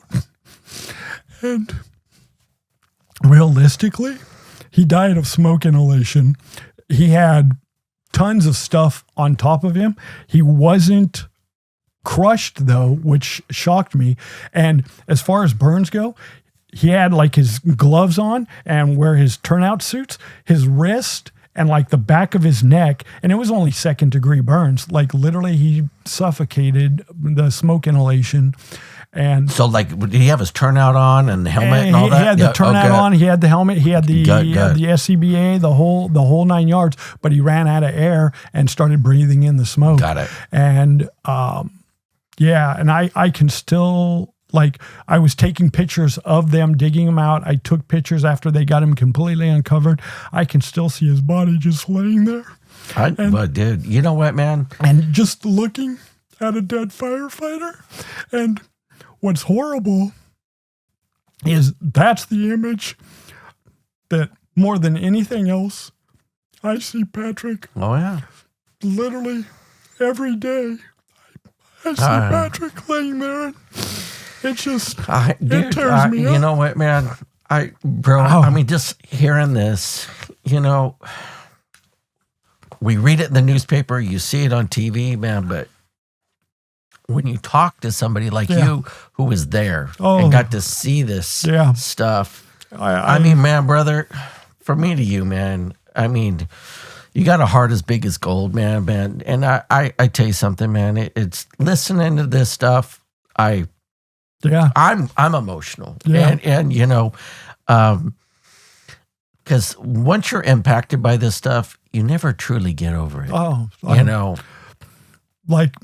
all of the stuff that we talked about earlier, that sticks in my head. But like I said, well, plus we get to know these fire guys. We're on the same calls together all the time, and I loved Patrick, all the fire guys, man. I got along with them so well, and that was the thing. I didn't really know Patrick. I mean, I recognized him, but I knew Ray, and I would joke around with Ray, and that's where I'm just like, oh my gosh. And Patrick laying there the way he was, I literally probably 20, 30 times a day, that image pops in my head. Oh, yeah, dude. And you know what?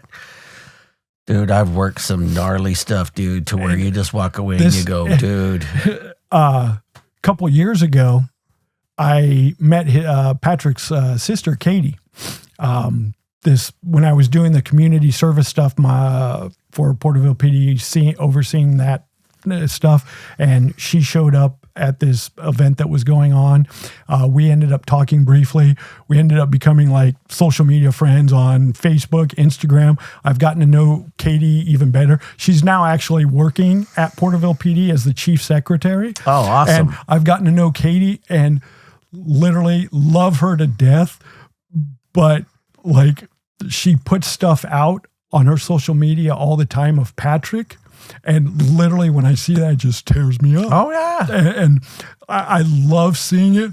But literally anytime I see that, I go, and I think that's one reason why I think about Patrick so much, because she's really active on social media, and talk about someone that misses her brother and loves him to death. Shoot. Katie is one of the most wonderful people I've ever met. And I think about her brother every day. Oh, yeah. Well, you know what, brother, from me to you, I'm impressed with how quickly you guys solved that and how quickly you got those people in custody. Literally. But, this is when the criminal justice system fails, because and especially when it comes to juveniles. Juveniles, like literally, even if they kill someone, the chances of you getting real justice. Almost, yeah. In 2023, the federal gun and explosive case. What stood out about that investigation? That's a lot better topic to talk about than the library fire. Somewhere in like late summer of 23, there were a couple of shootings in Porterville, kind of getting out of hand. And there was like 4 or 5 guys that were tied in and gang related, 4 or 5 guys' names that kept popping up. Norteños? Yeah, exactly. And so we did this huge, and Porterville PD's like gang unit got some of the guys identified. And I think the Sheriff's Department gang unit, South End, helped get some of these guys. We did this big operation where Visalia PD SWAT team, Porterville PD SWAT team. Hit multiple locations. We hit multiple locations. We ended up arresting a crap load of people. Well, there was one guy that was arrested, and he was manufacturing weapons, and he didn't want to go to jail, so he was willing to talk. So he starts giving up information about another guy that's making guns and whatnot. And I was on that task force at that time. I was still on Porterville PD SWAT team. So he starts talking, and they're like, hey, this is perfect for the task force. So he ends up talking to me and one of the other guys on the task force, and lays out a bunch of information about a guy that is living in the Porterville area and making guns. And that's where he would get a lot of his parts and guns from. 3D printers or 3D printing. Yeah. And so he gives us name, date of birth, address, the whole 9 yards. So we run the guy, and he's a convicted felon for possession of sawed-off shotgun. He's Northern affiliated. So we're like, all right, he's a felon, he's gang affiliated, and he's supposed to be making. So we do surveillance, and yeah, we pinpoint him to an address, but we can't. We want the guy that gave us all the information to actually, hey, will you go buy a gun for us? And he's like, I'm not doing that. So we're trying to figure out, how do we get into the house? And bunch of weeks go on, and we do a bunch of surveillance on this guy just to make sure he stays there, and like goes on for 3, 4, 5 weeks, something like that. Finally, all of a sudden, we're trying to round robin. How do we get a search warrant to get into this house? What do we use? And the commander for DOJ goes, why don't we contact the U.S. Postal Service, and I know a postal inspector, and see what's being delivered to the house. We're like, that's a great idea. So I call, explain everything. Postal inspector goes, yeah, I'll see, but, kind of hard to tell you, exactly what's being delivered. I can already see where this is going. He's having gun parts sit there. And so, okay, he gets back to me like a week later, maybe a little more, but we'll say a week, and goes, hey, I don't know what was delivered, but in the last month, these are the companies he has ordered parts from, or I should say they, because everything's being delivered in the living girlfriend's name. And he starts naming all these companies, and he's all, to me, when I looked them up, they're all firearm related companies. I went through, and there was like 13 of them. Every single one of them was firearm related. That's all they sold. There was no, oh, they also sell camping gear. Oh, they also sell, footballs and cleats. It was all firearm related material. So I write a search warrant.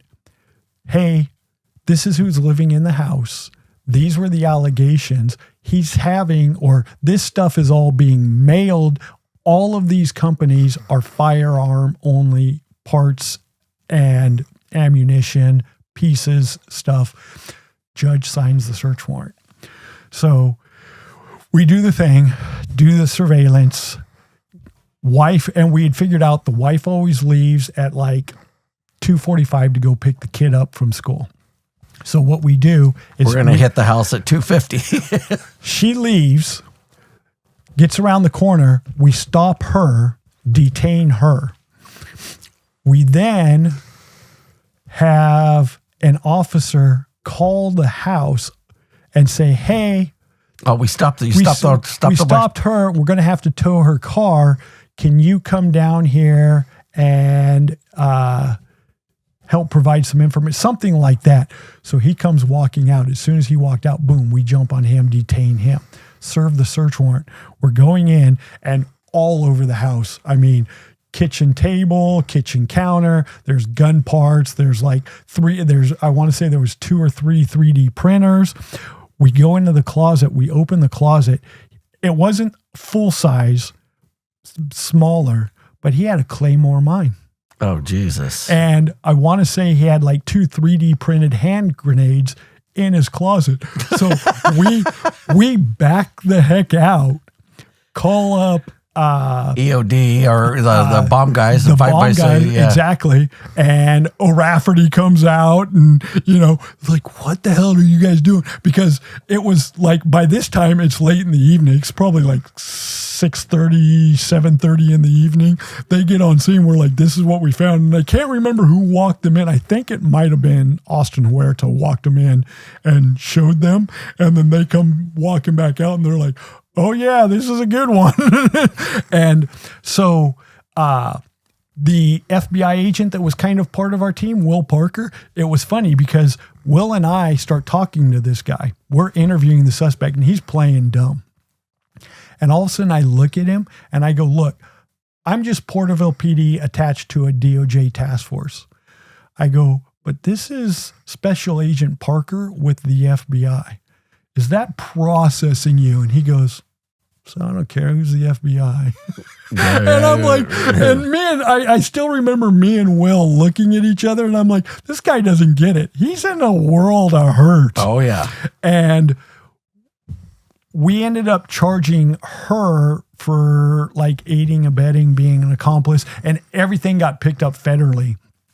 The feds, ended up, from what I recall, they dropped the case against her because what he said is he will plead to everything. Maybe let her go. No matter what, he'll take whatever it is. He'll plead to everything, but have to let her. So she got everything dropped and he ended up pleading in like to 10 years federal time or something like that. And like, I go, yeah, when he gets out, I think he's in year 3 now, 2, 3, whatever it is. I'm like, when he gets out, he's going to be deemed a domestic terrorist, like legit. Oh, yeah. You became the Bearcat driver. Well, that was... How did that role come about? Okay, so 2016, I had to self-remove myself from the SWAT team. Because of the divorce, my living situation at the time, I just wasn't available for call outs and whatnot. Because if I had the kids with me, I might not have someone to watch them. So I took myself off the SWAT team. But I didn't like the way I left Porterville PD SWAT team. So in 2022, just out of curiosity, I wanted to see if I could still pass the physical agility test to get on the SWAT team. So I take the test and I pass. No problem at all. I mean, the shooting part, the interview part, I knew I would do okay with that. The physical agility, mile and a half run, the obstacle course, the pull-ups, all of that kind of stuff. Yeah, I just wanted to see if I could still pass that. And yeah, I passed. I was pushing 50 at that point. I think I was 48 or 49. And I was like, can I still physically do this? So they don't choose me. They choose a couple of the younger guys, which I kind of understood. But my only thing was, hey, I just want to see if I could pass this physical agility test. Several months go by, and they had an incident on the east side of Porterville where a guy kind of had his wife and kids in a hostage situation. To an extent, doesn't sound as bad as, or it really wasn't as bad as that, but it was kind of, so the gas guy on the team was unavailable. Someone goes, hey, Lightfoot used to do gas. He passed physical agility. So they call me as I'm getting ready to go into the task force office. Hey, what are you doing? I'm getting dressed, getting ready to drive up to Visalia for the task force. This is what we have going on, and our gas guy isn't available. And I go, do you need me to come down there? And they're like, yes, we do. So I come down, run the whole thing. The guy ends up coming out, surrendering. No big deal. Everyone goes home. Well, all of a sudden, I get a call later that afternoon, I think it was. Hey, you want to be back on the SWAT team? We could use some experience. We're going to have you just mainly drive the Bearcat, but like if we need to plug you in somewhere, you kind of know what to do. And I go, oh, hell yeah. So for the next year and a half, I drove the Bearcat all the time, which was freaking awesome, man. That's the most awesome vehicle to drive. Love it. Have you ever watched the TV show SWAT? Oh, yeah. Okay. You even kind of look like the guy that used to drive that SWAT vehicle. In 2022, you rammed a gate. Oh, this is an awesome one. And you took out a brand new car with it. What was going through your mind? Okay. This is awesome. Tyson DeShiro was our team leader at the time. He was a sergeant in charge. And it was a narcotics search warrant, a house on the east side, and I don't remember the particulars. Oh, they're selling this, they're dealing that, whatever. Blah, I could care less. It's just, another drug house. But I remember Tyson telling me, hey, they have one of those chain link gates that's like this, but 9 out of 10 times it's closed and locked.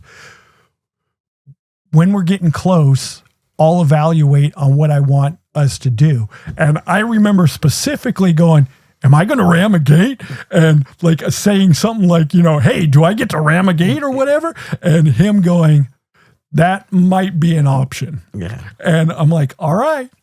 As we're pulling up, we're like, I want to say we were 2 houses west of it, and we're pulling up, and I go, Tyson, the gate's shut. And he's like, can you tell if it's locked? No, I can't, because I'm not that. And all of a sudden, Tyson goes, fuck it. Ram it. He didn't say ram it. He just literally said fuck it. But to me, that translates to ram it. So I hit this gate, and the gate goes flying, and right behind the gate was a brand new, it was either a Toyota Camry or a Honda Civic, still had paper plates on it. The gate slams into the back of that thing, takes out the whole back end of this brand new vehicle that probably doesn't even have like 300 miles on it. Well, that got the attention of the people in the house. Well, they start coming out and everyone's jumping out of the SWAT truck with guns. So like literally we only had to call out a couple of people. Hey, come out, because pretty much everyone had already come out. Like, what the fuck? Oh, shit. And what was funny is they ended up filing like some type of lawsuit against the city for the damage to the car and the gate. But yeah, the city told them, we ain't doing that. You were on an incident where a drone got shot at with a shotgun. Oh, yeah. Did you ever expect something like that to happen? No. Task force stuff. So we get some information that this guy, what this lady had done is she called Porterville PD and said her ex-boyfriend was running around with a .357 Magnum. Porterville PD ran his name. He's a convicted felon. He had 2 felony warrants for 273.5. And she's saying that he was, and I can still remember, she's also one of those like old looking guns, but it shoots faster, but it spins. And I'm like, it's going to be a wheel gun. And she goes, and it has a really big bullet. And I was just like, do you remember seeing like 357? She goes, that might have been the number. And I was like, I guess possibly 44, but 357, 38. So anyways, either one of those bullets will do a lot of damage. Yeah, it doesn't matter which one. So because of, oh, hey, this guy's in possession of a firearm, he's violating, give it to Lightfoot, he can handle it, the whole target. So they turn it over to us. I contact her, get all the information. She says he's living on this property, and literally it was probably not quite, about half an acre, and it looked literally like a junkyard, and there was a shack in the center of it where he slept. So we would do surveillance, and we never actually saw him there. But we had the female telling us she had seen the gun in the shack. She'd seen him with ammunition. He had the 273.5 warrant. So I went ahead and wrote a search warrant. We surround this place, and we're just doing surveillance because we really want to see him there. Well, there was a broken down truck, and one of the guys on the task force is flying a drone over the top of this, trying to get something. All of a sudden, this guy steps out of a truck, takes a 12 gauge, and starts capping rounds off at, like, we're sitting there all, oh yeah, I don't see anyone. Oh, it looks like there's someone in the truck. Oh my gosh, he's getting out of the truck. He has a shotgun. Boom! Did he just shoot? And so did it drop the drone? So the guy with the drone gets it out of there quick. This is where it gets really good. It was a personal drone. He literally had not gone through any of that drone footage. Oh, yeah. He liked playing, and he had a personal drone, and he would bring it out and use it. And, oh shit, I'm going to get my own. And I remember thinking, if this ends up in court, anything that the drone saw, technically, he's not a certified drone pilot. I mean, how's this going to work out? But, screw it.